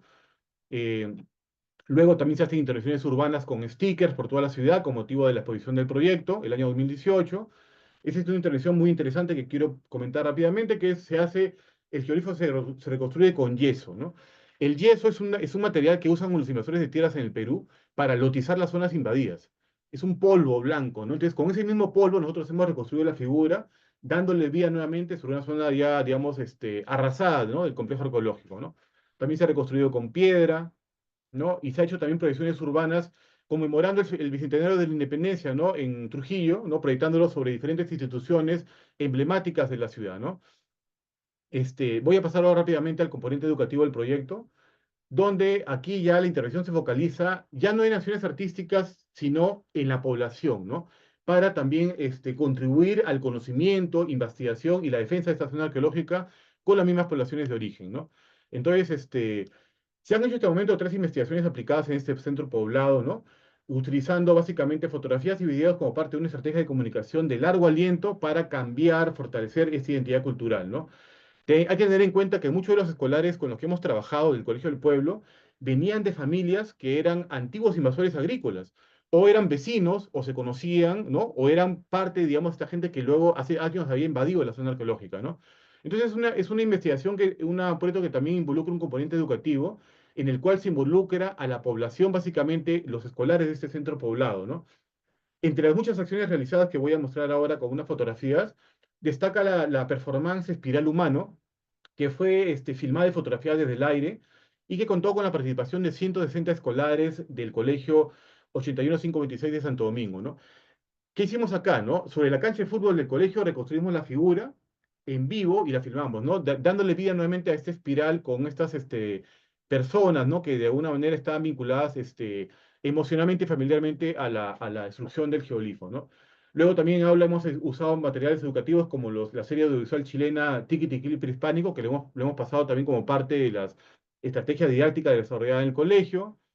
Luego hemos proyectado también el documental sobre el proyecto intangible en el centro poblado, en la Plaza del Pueblo. Hemos hecho también una serie de actividades que voy a pasar ahora muy rápidamente, que son actividades todas vinculadas al refundar, digamos, la imagen del centro poblado, ¿no? Por ejemplo, murales en gran formato sobre la zona arqueológica, también murales sobre el Colegio del Pueblo, que están vinculados a la historia, digamos, de la Fundación del Pueblo, ¿no? Y su componente cultural también, ¿no? Donde también se ven parte de los artistas que trabajan conmigo, que son Susana Aguilar y Víctor Ticerán, que están en la fotografía, son los autores del mural. También hemos hecho muchas charlas educativas sobre patrimonio cultural para los escolares, concursos de pintura mural, ¿no? Talleres de cerámica, talleres de serigrafía, también todo esto con motivos de los motivos específicos de la arqueología de la zona, ¿no? Ya voy terminando. Y también se han publicado dos investigaciones, una en revistas del Museo de Historia Natural de la Universidad donde yo trabajo, y también este capítulo del libro justamente de Víctor Vich, que había mencionado hace un momento, ¿no? El capítulo del libro Políticas Culturales y Ciudadanía, está también dedicado al proyecto intangible, ¿no? El capítulo titulado Políticas Culturales y Patrimonio, ¿no? Donde se realiza un análisis bastante, digamos, detallado, ¿no? De los alcances e impacto del proyecto en el contexto peruano y latinoamericano, ¿no? Como reflexiones finales, bueno, comentar de que este proyecto espera también replicarse, ¿no? Tomarse como una especie de proyecto piloto que podría también vincularse en otros espacios, donde también suceden ese tipo de atentados o pérdidas del patrimonio cultural arqueológico, ¿no? Desarrollando estrategias de intervención y trabajando con las comunidades de la zona de influencia de estos sitios arqueológicos. Más allá de su impacto social educativo, el proyecto propone que el arte y la fotografía pueden convertirse en herramientas fundamentales para la preservación del patrimonio intangible, ¿no? En el sentido de que puede ya no existir físicamente, pero que una suerte de revancha simbólica vuelve para replicarse en múltiples formatos, trascendiendo el tiempo y el espacio a través de la imagen, ¿no? Estas investigaciones, como mencioné, pues, han sido realizadas con el apoyo institucional de la universidad y también del Ministerio de Cultura, con fondos concursables, ¿no? Que se han obtenido a lo largo del tiempo. Y quiero terminar con esta cita de Víctor Vich, ¿no? Tomada del libro que mencioné, que dice lo siguiente, ¿no? Intangible recupera una vieja energía perdida y la esparce simbólicamente por muchos lugares, ¿no? Descubre una impresionante huella primordial y con suma elegancia vuelve a imprimirla tercamente en nuestro presente, ¿no? Y esa terquedad también es la que un poco quiero comunicar y difundir a los compañeros acá. Muchas gracias por su atención. Muchas gracias, José Carlos, por compartir este proyecto como un virus, jeroglífico que se aparece, insiste y no deja que nadie olvide. Súper interesante. Ya volveremos sobre ella a las preguntas. Queda la última presentación. ¿Están Irene y Carolina? Hola, ¿me escuchan? Te escucho, Irene. Ya, perdón por... No te preocupes, esta última presentación se llama Bocetos desde la Amazonía Ecuatoriana, mapas de experiencia del cuerpo territorio a través del dibujo. Así que, Irene, cuando estés lista. Sí, estoy intentando compartir. A ver, disculpen, tenemos un poco de problemas técnicos. Y aquí está. ¿Me ven también? Te vemos. Si podemos tratar de tipo 3:30 estar terminando, que como no lo hablamos Ya, antes, para ahí ya dar voy a ir rapidito, tiempo a las lo más preguntas. Muchas posible. gracias. Ya, en fin, nuestro proyecto, Carolina no puede estar, tiene un problema técnico, a ver si logra juntarse para las preguntas, pero bueno. Nuestro proyecto se llama Bocetos desde la Amazonía Ecuatoriana, pero bueno, antes de empezar la presentación en la que queríamos mostrarles algunos de los dibujos que salieron de nuestro proyecto y reflexionar sobre ello, un poquito contextualizar. Cuando hablamos de Amazonía Ecuatoriana, yo y Carolina hablamos en particular de la provincia de Orellana. Es una provincia que se encuentra en el oriente de Ecuador y donde hay, es víctima de extractivismo desde los tiempos de la colonización, pero actualmente también. En particular hay mucho extractivismo petrolero, tala de madera, monocultivos de aceite de palma, y en los últimos años también ha llegado la minería de oro legal e ilegal. Entonces, cuando hablamos de Amazonía ecuatoriana, hablamos de esta región en particular y un poquito también para posicionarnos. Yo y Carolina, se habrán dado cuenta, ni yo ni ella somos ecuatorianas, no somos amazónicas. Yo soy italiana, ella es argentina y nos conocimos hace un año porque, bueno, llegamos justamente a la provincia de Orellana para colaborar con dos asociaciones locales que desde años trabajan en tema de territorio y de cultura, que son el Grupo Social FEP y la Fundación Alejandro Lavaca. Bueno, recién llegadas en esta provincia, con Carolina nos dimos cuenta de que ese vínculo de que tanto se habla entre los cuerpos, los territorios, ahí era muy tangible y también desde una vivencia de violencia muy fuerte. Y lo que decidimos hacer en nuestro tiempo fue un poquito ir en algunas de las comunidades con las que trabajamos, trabajar con niños, adolescentes, adultos mayores, adultos, dirigentes, bueno, quien quisiera participar a estos talleres y generar un poco un espacio de reflexión para las mismas comunidades sobre este vínculo y bueno, y generar un poco este espacio. Entonces, ahora en esta presentación la idea un poco es presentarles lo que vimos. Lo que decidimos hacer fue retomar una metodología de un colectivo ecuatoriano que se llama Miradas Críticas desde el Territorio, y nuestra metodología de trabajo consistió, como pueden un poco ver ya desde estos dibujos que pusimos en la portada, en dibujar en primer lugar la silueta de un cuerpo humano. Luego, en conjunto con toda la comunidad, con los participantes del taller, hacer un listado de los elementos de la comunidad y del territorio, y de ahí pedirles a los participantes que dibujaran adentro de esta silueta estos elementos. Bueno, de ahí nos queríamos enfocar un poco en el tema de la metodología del dibujo. Aquí ya se ven la diferencia de dibujar entre todos los participantes, pero bueno, nos dimos cuenta de que cada vez que llegaba alguien a las comunidades pidiendo relatar la experiencia del extractivismo o de la conexión con el territorio, siempre se solía hacer desde, digamos, este medio expresivo más hegemónico, ¿no? De la palabra o de la forma escrita. Y es entonces así que decidimos un poco plantear este tema del dibujo, un poco también, por un lado, con la idea de que el dibujo es una manera de que salgan también partes inexprimibles y que no siempre se pueden expresar a través de la palabra, en particular desde ciertos contextos donde la palabra o la forma escrita no es tan accesible. Y por otro lado, también con la idea de generar un poco un espacio de calma, sanación y reflexión, porque, claro, muchas de las personas adultas que participaron en los talleres no tenían tiempo de pararse a dibujar desde hace, bueno, quizás años, decenas de años, no sabemos. Y bueno, aquí ya desde esos tres dibujos se ve de qué manera salen un poco las diferentes formas expresivas. A la izquierda hay una especie, ¿no?, de Goku amazónico, de un muchacho adolescente de una comunidad quichua de la Ribera del Napo. A la derecha hay un dibujo de un señor mestizo, em, em, y también se ve un poco la manera más clásica.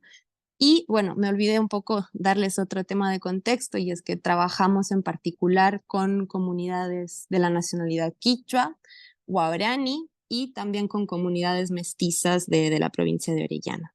Y el dibujo del medio es el dibujo de una señora adulta mayor guaraní, de la nacionalidad guaraní.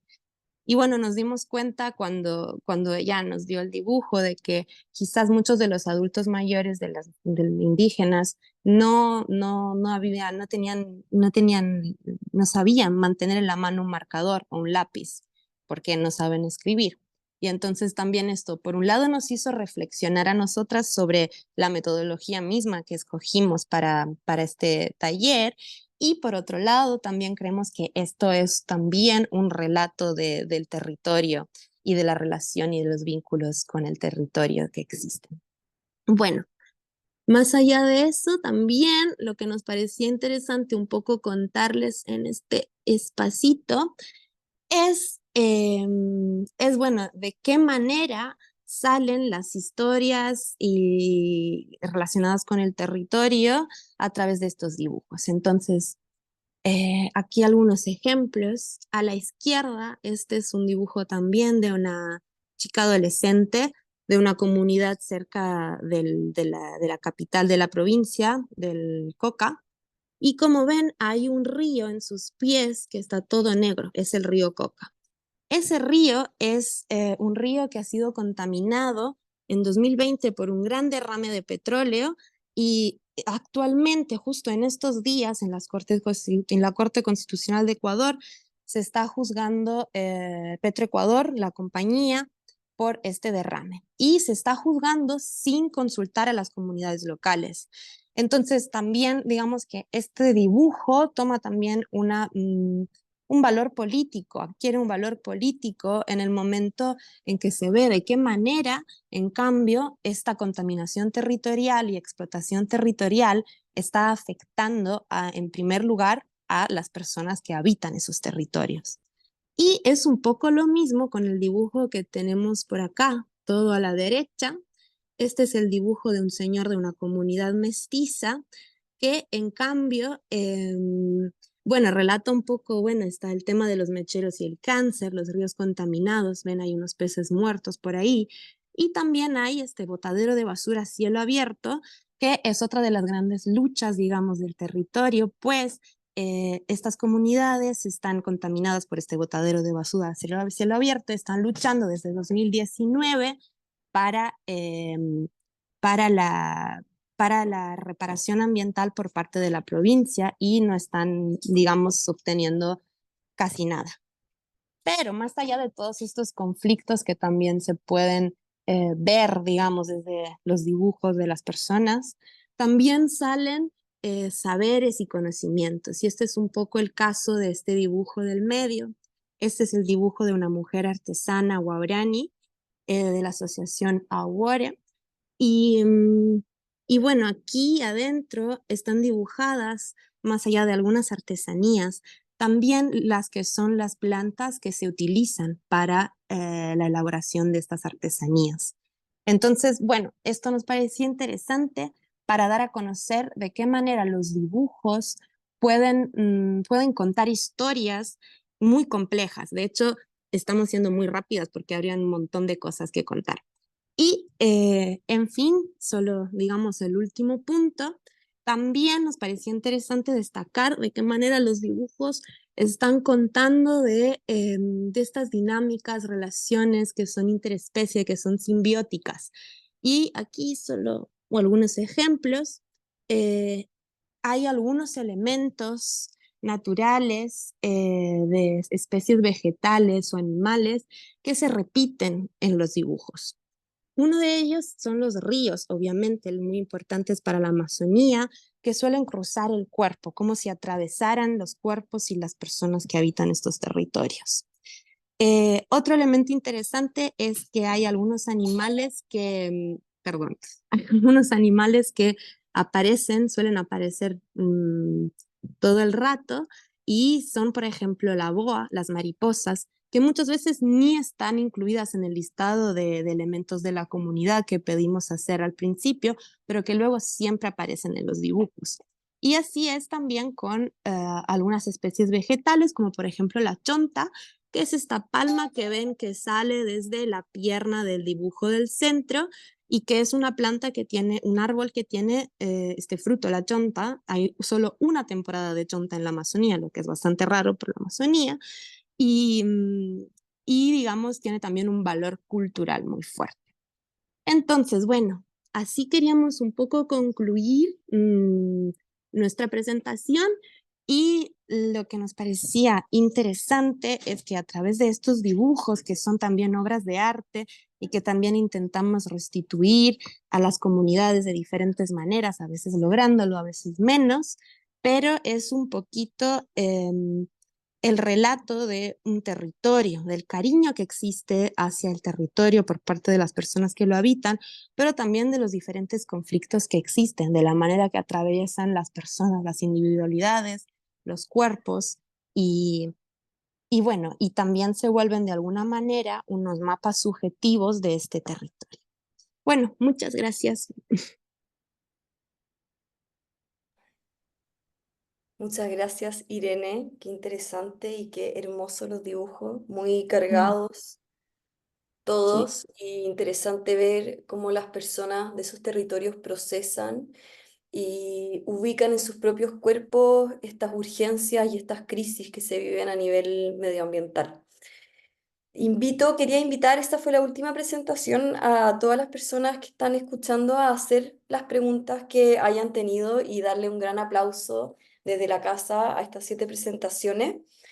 Mientras van escribiendo las primeras preguntas, quería partir preguntándole a todas y todos ustedes que han presentado, sobre todo quizá por el tema de los afectos, porque creo que lo que todas estas presentaciones tienen en común es esto de urdir, es esto de sostener nuevas maneras de imaginar el futuro, de traer el pasado al presente, pero replantearlo en tiempos de urgencias y de múltiples crisis, ¿verdad? Desde lo político hasta lo económico, lo ecológico.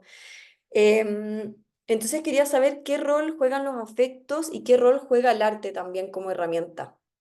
Pueden ir contestando cada uno según pueden ir levantando la mano, y luego a las personas les invito a hacer las preguntas para alargar un poco esta conversación, porque efectivamente por temas de tiempo tuvieron que ser un poco cortas cada una.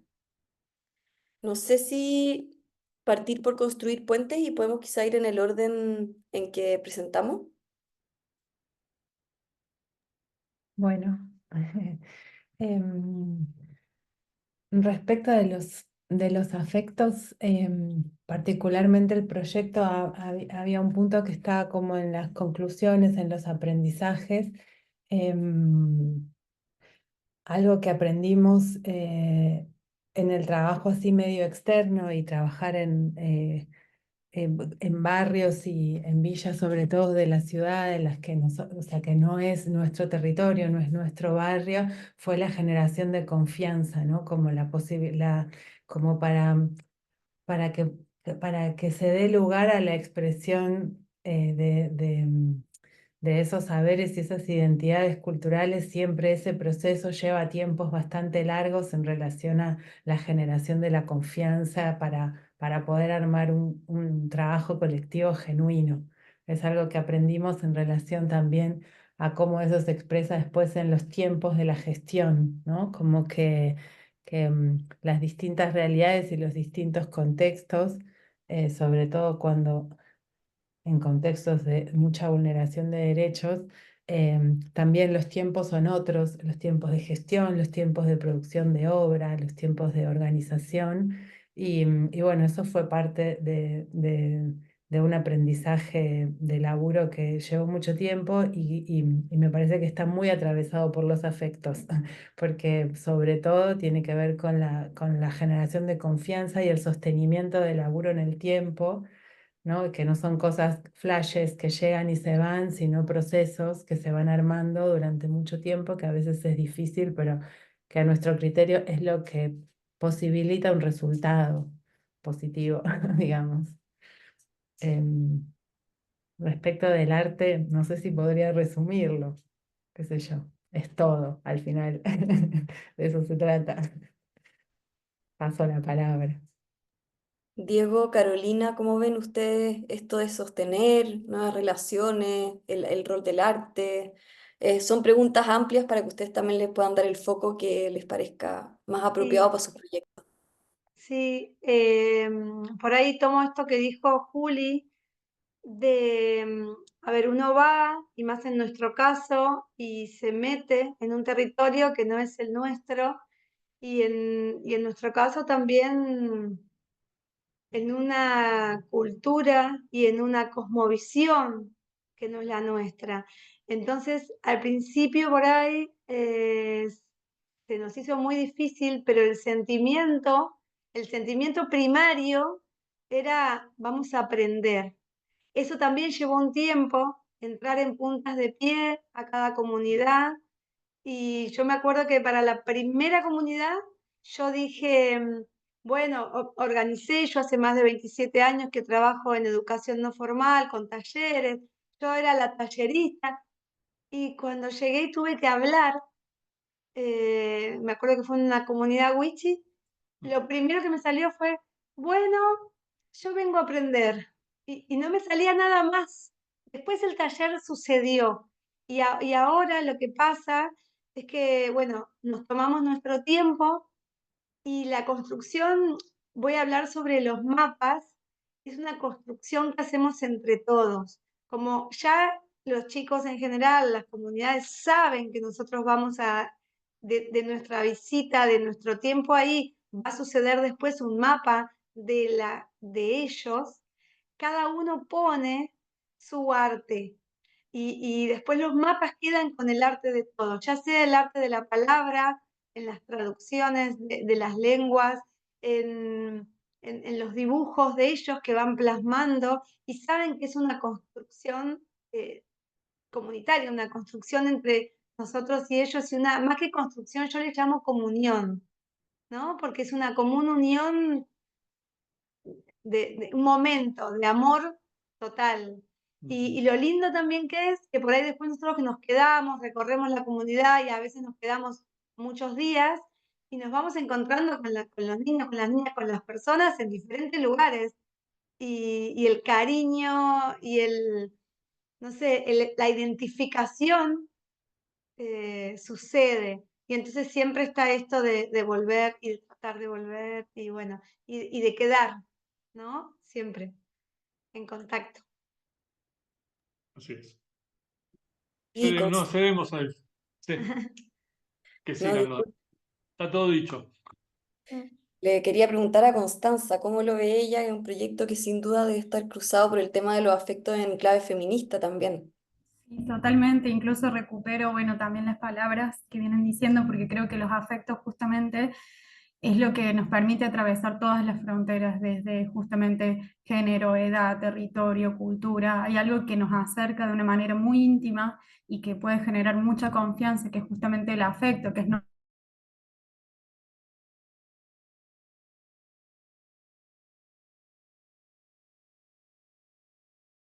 tema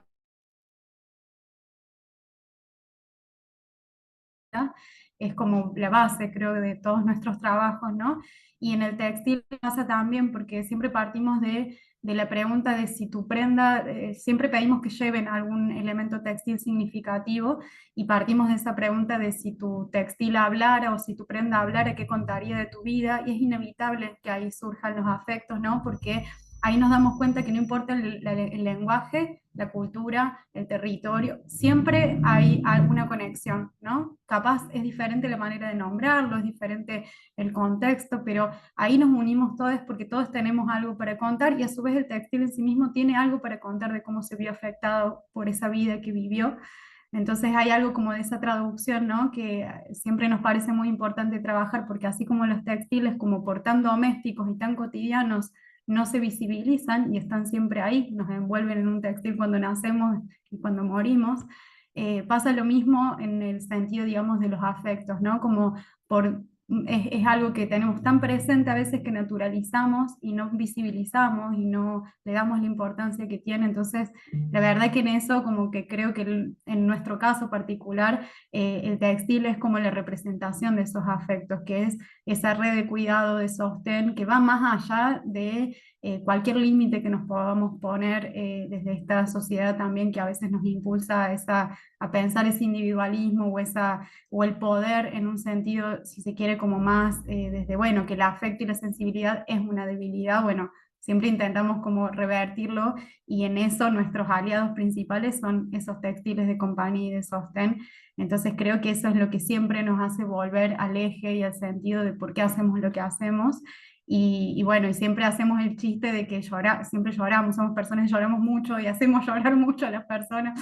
y decimos como qué bueno y qué importante que haya espacios en donde eso esté habilitado y que eso sea una emoción genuina, en donde salga todo, como decían las compañeras, los conflictos, pero también las motivaciones, las esperanzas, los deseos, dejarnos emocionar, que eso sea habilitado en un espacio áulico, ya sea en una plaza, en un río, adentro de un edificio, pero donde sea, reivindicar que está bien sensibilizarse, que es parte de nuestra manera de acercarnos a nuestro territorio y a las personas y a los seres que habitamos ahí. Así que bueno, creo que es como el pilar principal, es muy hermosa la pregunta y le agradezco. Gracias, Constanza, qué linda tu respuesta, gracias por compartirla. Juliana, tú me imagino que va a ser un poco distinta en el sentido de que ustedes los afectos reactivaron toda una red ecológica y que también como Constanza trabajan con lo material muy íntimamente, ¿verdad? Con lo más que humano. ¿Cómo lo ves tú el tema de los afectos que por un lado trae desde el pasado nuevas prácticas, pero también las activa en un presente, también las recrea? Gracias, María Victoria, y gracias, bueno, a todas las que hicieron preguntas y pues a todos los participantes. De verdad, qué lujo estar escuchando todos estos proyectos. Em, pues sí, yo creo que es una gran pregunta, que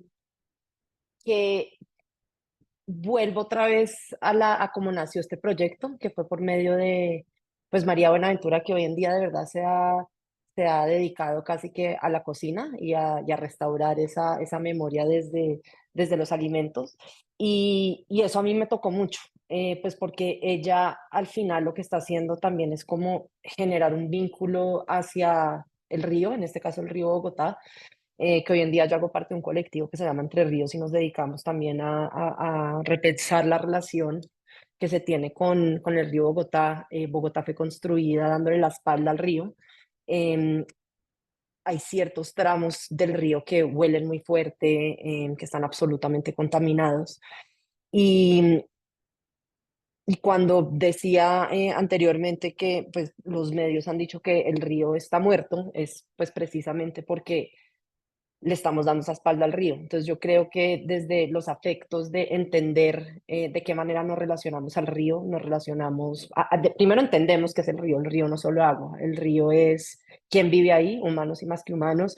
El río son las prácticas que ahí se dan, ahí hemos encontrado comunidades ribereñas que tienen un acercamiento al río desde las cosas que se plantan, que se comen, desde los acueductos veredales. Entonces, pues hay un sinfín de maneras como nos acercamos a las cosas y yo creo que desde el afecto y desde entender que nosotros hacemos parte de esos ríos y de sus flujos, es donde encontramos como una manera de relacionarnos a lo que nos interesa. En el caso de María, pues ella encontró ese vínculo con el pez capitán y yo creo que a varios de nosotros nos ha tocado eso. Yo he comido ya 2 veces pez capitán y María dice, pues las células humanas creo que se regeneran en un total de 7 años. Entonces María dice algo muy bello, que es que en realidad solo tenemos que comer pez capitán cada 7 años para siempre tener la laguna y el pez vivo dentro de nosotros. Entonces yo creo que pues por medio de estas maneras de acercarnos a lo que nos interesa, en este caso el pez capitán, los camellones, el río, pues lo que encontramos son vínculos. Y uno una vez come pez capitán, una vez camina por ese río que le han dicho que nunca lo puede recorrer, pues ya no puedes no caminar, ya no puedes no haberlo probado. Y eso pues yo creo que cambia a cualquier persona su manera de relacionarse a eso. Entonces por eso también yo hablo mucho desde el habitar del río, el páramo, pues, todo lo que nos interesa y es desde esa corporalidad y esos vínculos afectivos que nacen del caminar, del probar agua del río. Yo he visto el río limpio en Guacheneque, donde nace ese río, y no hay manera que yo ya pueda dejar de ver ese río limpio. Entonces, pues yo creo que desde ese lugar es que las artes y la poética que existen en cada una de estas prácticas nos ayudan a relacionarnos algo desde nuestro cuerpo, porque al final pues todos somos ese río, todos somos lo bueno y lo malo, el río limpio como el río sucio, el pez capitán como como la memoria olvidada de él. Entonces, pues como que asumir todo eso dentro de nuestras prácticas, creo que pues ahí es donde reside el afecto. Sí, sin duda, habitar desde los afectos muestra como que nos permite habitar las contradicciones de la contemporaneidad, de que todos somos lo contaminado, lo limpio, de que nada es tan puro o tan perfecto o tan terrible como creemos, el río no está tan muerto como nos quieren decir. A las chicas Pamela y Gema de Memoria en Movimiento también quería el tema de los afectos, el tema del cuidado, cómo los afectos de cierta manera cambian la manera que nos relacionamos con el patrimonio, ¿verdad? En vez de tenerlo ahí congelado en el tiempo, que nadie lo toque, que no cambie, a algo que uno se puede apropiar y reapropiar constantemente. Sí, exactamente. Yo me acuerdo cuando llegué a la pila por primera vez, para mí cambió por completo esa manera de aproximarme al pasado cuando les escuché que muchas personas se referían a estos objetos que están en los museos, estos objetos intocables, les decían las cositas de los antiguos. Entonces, desde esa denominación, yo sentí esa forma tan cotidiana, tan cálida de sentir esto como una conexión, una continuidad, y realmente los afectos han sido parte que define este proyecto, ¿no? Este museo, yo pensaría que es un museo que presenta estos afectos, estos vínculos como el centro de este tejido comunitario, muchas obras que hicieron los artesanos en homenaje a sus madres, por ejemplo, o ver esas relaciones entre los distintos autores, artistas que están ahí presentados. Entonces, es sumamente clave. Tal vez, Gemma, quisieras acotar algo más. Sí, claro. En gran medida el afecto es de lo que más se ha tocado. Creo que los proyectos comunitarios, la mayoría debe servir con ese afecto, más que todo desde las memorias locales. Gran parte del museo habla sobre esas memorias, sobre la colectividad, cómo son las luchas sociales, lo que les explicábamos también sobre las mujeres, cómo va en torno a cada uno de estos aspectos, incluso con los niños como nosotros vemos que a los niños posicionarlos también como parte de. Entonces es una comunidad integrada y donde se ven relatos e historias también de ellos mismos, incluso de propios familiares, que ellos no los vean como un museo que sea tan lejano, sino algo cercano. Gracias. José Carlos, tú siento que el tema de los afectos estaba muy cruzado por la indignación e incluso uno podría hablar de rabia. Creo que quizá todos sentimos esa indignación tuya y pudimos como empatizar con ella, pero una cosa que no queda ahí, sino que la convertiste en algo súper constructivo, de llamar la atención y como tú decías, no solo llamar la atención, sino que cómo mantenemos vivo este geoglifo. No sé si quieres contarnos un poco más de cómo tú convives con ese afecto que a veces no es un afecto inocentón o buenista, sino que también nos puede llevar a cosas más oscuras, un sentimiento más oscuro, pero que igual algo sale en torno a la esperanza de ello. Sí, sí, no, definitivamente, el momento de la destrucción del geoglifo fue un momento de profunda tristeza, ¿no? Fue muy desestabilizador, ¿no? Pero tuvimos, ¿no? Digamos, o sea, digamos que encajamos el golpe, ¿no? En el centro del pecho, ¿no? Así, con ese dolor totalmente abierto. Yo no estuve solo el día que lo descubrí, estuve con mi esposa. Mi esposa, que también es artista plástica, yo la grabé llorando delante del geógrafo el día que lo descubrimos, ¿no? Y esas imágenes estuvo bien luego en el documental. Pero yo siempre recordaba algo que fue también un poquito lo que me motivó a iniciar este proyecto, ¿no? En un congreso de arqueología una vez en Perú escuché a un arqueólogo decir lo siguiente, ¿no? Que en el Perú se dice que para que un sitio arqueológico pueda salvarse de los invasores, los arqueólogos deben casarse con su huaca. La huaca es el templo sagrado, ¿no? En el mundo, en el Perú andino, ¿no? Prehispánico, ¿no? Entonces, yo no soy arqueólogo, pero yo sé que el vínculo que me une con ese territorio va más allá de mi forma humana. O sea, yo no puedo explicar por qué, pero yo estoy conectado con ese lugar desde algo que es más antiguo que mi nacimiento, ¿no? Y yo he emprendido digamos, esa labor, digamos, de defensa de la zona, porque también entiendo de que los lugares sagrados son absolutamente necesarios, ¿no? En el mundo de hoy. O sea, no podemos darnos el lujo de perderlos, ¿no? Cada uno de ellos es importante y debemos que defenderlo. Por eso que me siento muy, realmente muy honrado, muy contento, ¿no? De estar presentando este proyecto conjunto con todos ustedes, ¿no? Porque han presentado proyectos extraordinarios, ¿no?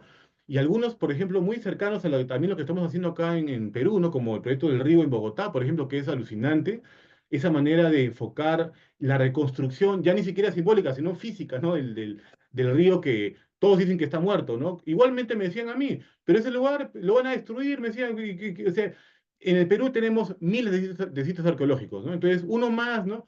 Y esa es la excusa que te dan los funcionarios del Ministerio de Cultura, ¿no? Entonces, básicamente, por ahí yo enfoco la primera parte, ¿no? O sea, el afecto yo lo he manejado por parte de partiendo de una conexión muy profunda que yo tengo con este lugar, ¿no? Que empezó años antes de que suceda todo este caso de destrucción, ¿no? Muchos años antes de empezar el proyecto. Yo venía caminando por este lugar, por el desierto, ¿no? Durante mucho tiempo como fotógrafo, ¿no? Pero la otra parte del componente interesante del afecto tiene que ver con la manera como la comunidad se vinculó con el proyecto. Y yo tengo que decir acá que lo que rompió el hielo fue la proyección del documental que hicimos en la Plaza del Pueblo. En ese momento, la gente que no conocía lo que había, o sea, ellos viven al lado de la zona arqueológica y creían que era un desierto lleno de piedras, no sabían que habían geoglifos ahí, ¿no?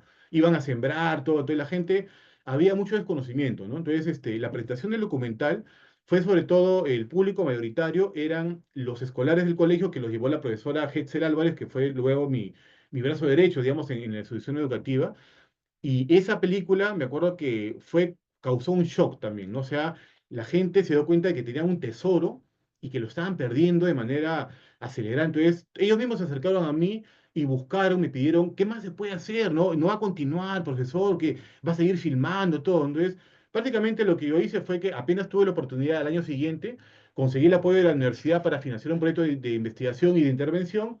Y usando la figura de que yo, aparte de ser artista, soy también docente en la universidad, conseguí apoyo para trabajar con ellos durante un año académico completo, o sea, un año escolar, ¿no? Entonces hicimos con ellos muchas actividades que ya presenté en la exposición, pero todo eso se pudo, ¿por qué? Porque previamente un material audiovisual, o sea, una película, o sea, un objeto cultural, digamos, permitió entrar por debajo, ¿no? De esta capa de indiferencia, ¿no? Y claro, las imágenes del documental, pues eran imágenes que yo como fotógrafo y mi compañero también David Mansell, eran, pues, o sea, hechas con la mejor calidad posible, ¿no? Con una narrativa que pretendía de una manera y llegar también a la emoción, ¿no? De las personas, ¿no? Entonces, es muy importante que, por ejemplo, también eso, como algo que quisiera compartir, ¿no? Es que el Disculpa, arte José Carlos, definitivamente tiene una importancia fundamental, ¿no? Que puede sí contribuir a esto, ¿ah? Entonces, esta meta que todos tenemos, ¿no? Sí, disculpa, es para darle tiempo también a Irene porque ya estamos sí, sí. terminando. Irene, los dibujos que compartieron estaban muy cargados y cruzados de afecto. Ya para ir cerrando, y aprovecho de invitar a todas las personas que están haciendo preguntas muy interesantes. Hay claramente mucha hambre e interés por conversar de esta cosa y cómo los afectos son un espacio de resistencia, pero también de sustento para estos nuevos futuros. Los invito a todos, todas, todes para ponerse en contacto con estas personas, hagamos circular estos saberes, urdamos más conexiones a partir de esto, no nos quedemos solo aquí, no nos quedemos con las preguntas en el chat, solo por un tema de tiempo. O sea, realmente los invito a que activemos estas conexiones, que lamentablemente vamos a quedar cortos hoy día. Así que bueno, Irene, te paso la palabra para cerrar. Bueno, un poquito el tema de los afectos, sí, muy relevante porque, bueno, en primer lugar, el taller no es solamente lo que estuve contando, el taller es algo mucho más complejo, los talleres que realizamos son mucho más complejos, toman días, nos tomaron días y sobre todo se realizaron en la mayoría, la gran mayoría, con comunidades con quienes hay una relación de largo plazo, entonces colaboración, apoyo, por ejemplo, cuando se trabajó con niños, eran comunidades con quienes se hacía apoyo escolar, por ejemplo, con esos niños. Cuando se trabajó con dirigentes, eran comunidades con quien se hizo apoyo en temas de protección del territorio. Entonces, yo creo que de alguna manera estos dibujos fueron un poco un, un relato de dinámicas eh, que muchas veces están normalizadas en el contexto en que nos encontramos, porque el nivel de violencia es tan alta que el extractivismo se ha vuelto a la normalidad, la violencia extractivista se ha vuelto a la normalidad. Y entonces un poco eso de, sí, cuando trabajamos con estas comunidades siempre nos vamos por lo más práctico, ¿no? Las necesidades más prácticas, porque también es un poco la urgencia, la necesidad de la urgencia. Pero también ese, digamos, privilegio también del arte, de tomarse el tiempo de dibujar, o no sé, de estar ahí y escuchar un poco de música y poder dibujar, eso creo que fue un poco también el impulso y fue lo que también fue de alguna manera la clave de vuelta, digamos, de los talleres. Eh, Eso por un lado, y por otro lado también quería hablar de las nuevas formas de imaginar, del tema político, porque también vi que una de las preguntas era sobre la restitución. Eso fue una de las cosas que más nos fue difícil, digamos. Lo que intentamos hacer fue, bueno, en algunas comunidades les dejamos los dibujos, les devolvimos los dibujos para que ellos se pudieran quedar con su propia arte. Y también realizamos una exposición de esos dibujos en el Museo del Coca, que es la capital de la provincia. Y ahí fue un momento también muy interesante porque en esta exposición participaron algunos de los grupos que habían, o sea, ellos vinieron a ver la exposición de sus propios dibujos, claramente, y de ahí realizamos otro momento en que ellos, o sea, eran en particular los grupos de jóvenes y de niños, porque claramente son siempre los que tienen más tiempo para ociar de alguna manera. Y de ahí se dibujó un cuerpo colectivo, territorial, colectivo, y eso fue también un momento muy, muy afectivo, político, y también que dio una posibilidad de reimaginarse a un territorio que eso, como decía al principio, muchas veces está tan aturullado por todo, por toda la violencia que vive por todos lados, y entonces tener esta oportunidad de pensarse antes en lo individual, ¿no? Como cuerpo, como individualidad conectada con un territorio, pero también luego tener este espacio y este momento de volver a verse en colectivo con las otras comunidades que habían tenido la oportunidad, o bueno, que habían participado en el taller, y repensarse en colectivo, ver las diferencias, ver lo que está, las cosas en común, ¿no? Los que les conté a ustedes es un poco una reflexión que también surgió en este momento de restitución. De alguna Perdón, manera, Tiene, uy, te perdón, tengo que cortar, perdón. bueno, no pasa Ya nada, estamos muy pasados de ya, tiempo y bueno, ok, agradecerles a todos los asistentes, participantes y especialmente a María Victoria por haber llevado este encuentro de una manera tan maravillosa. Así que los esperamos en la siguiente mesa. Muchísimas gracias a todos. Gracias. Gracias. Chao. Felicitaciones, qué hermoso todo. Muchas gracias chao, por gracias. Chao, chao.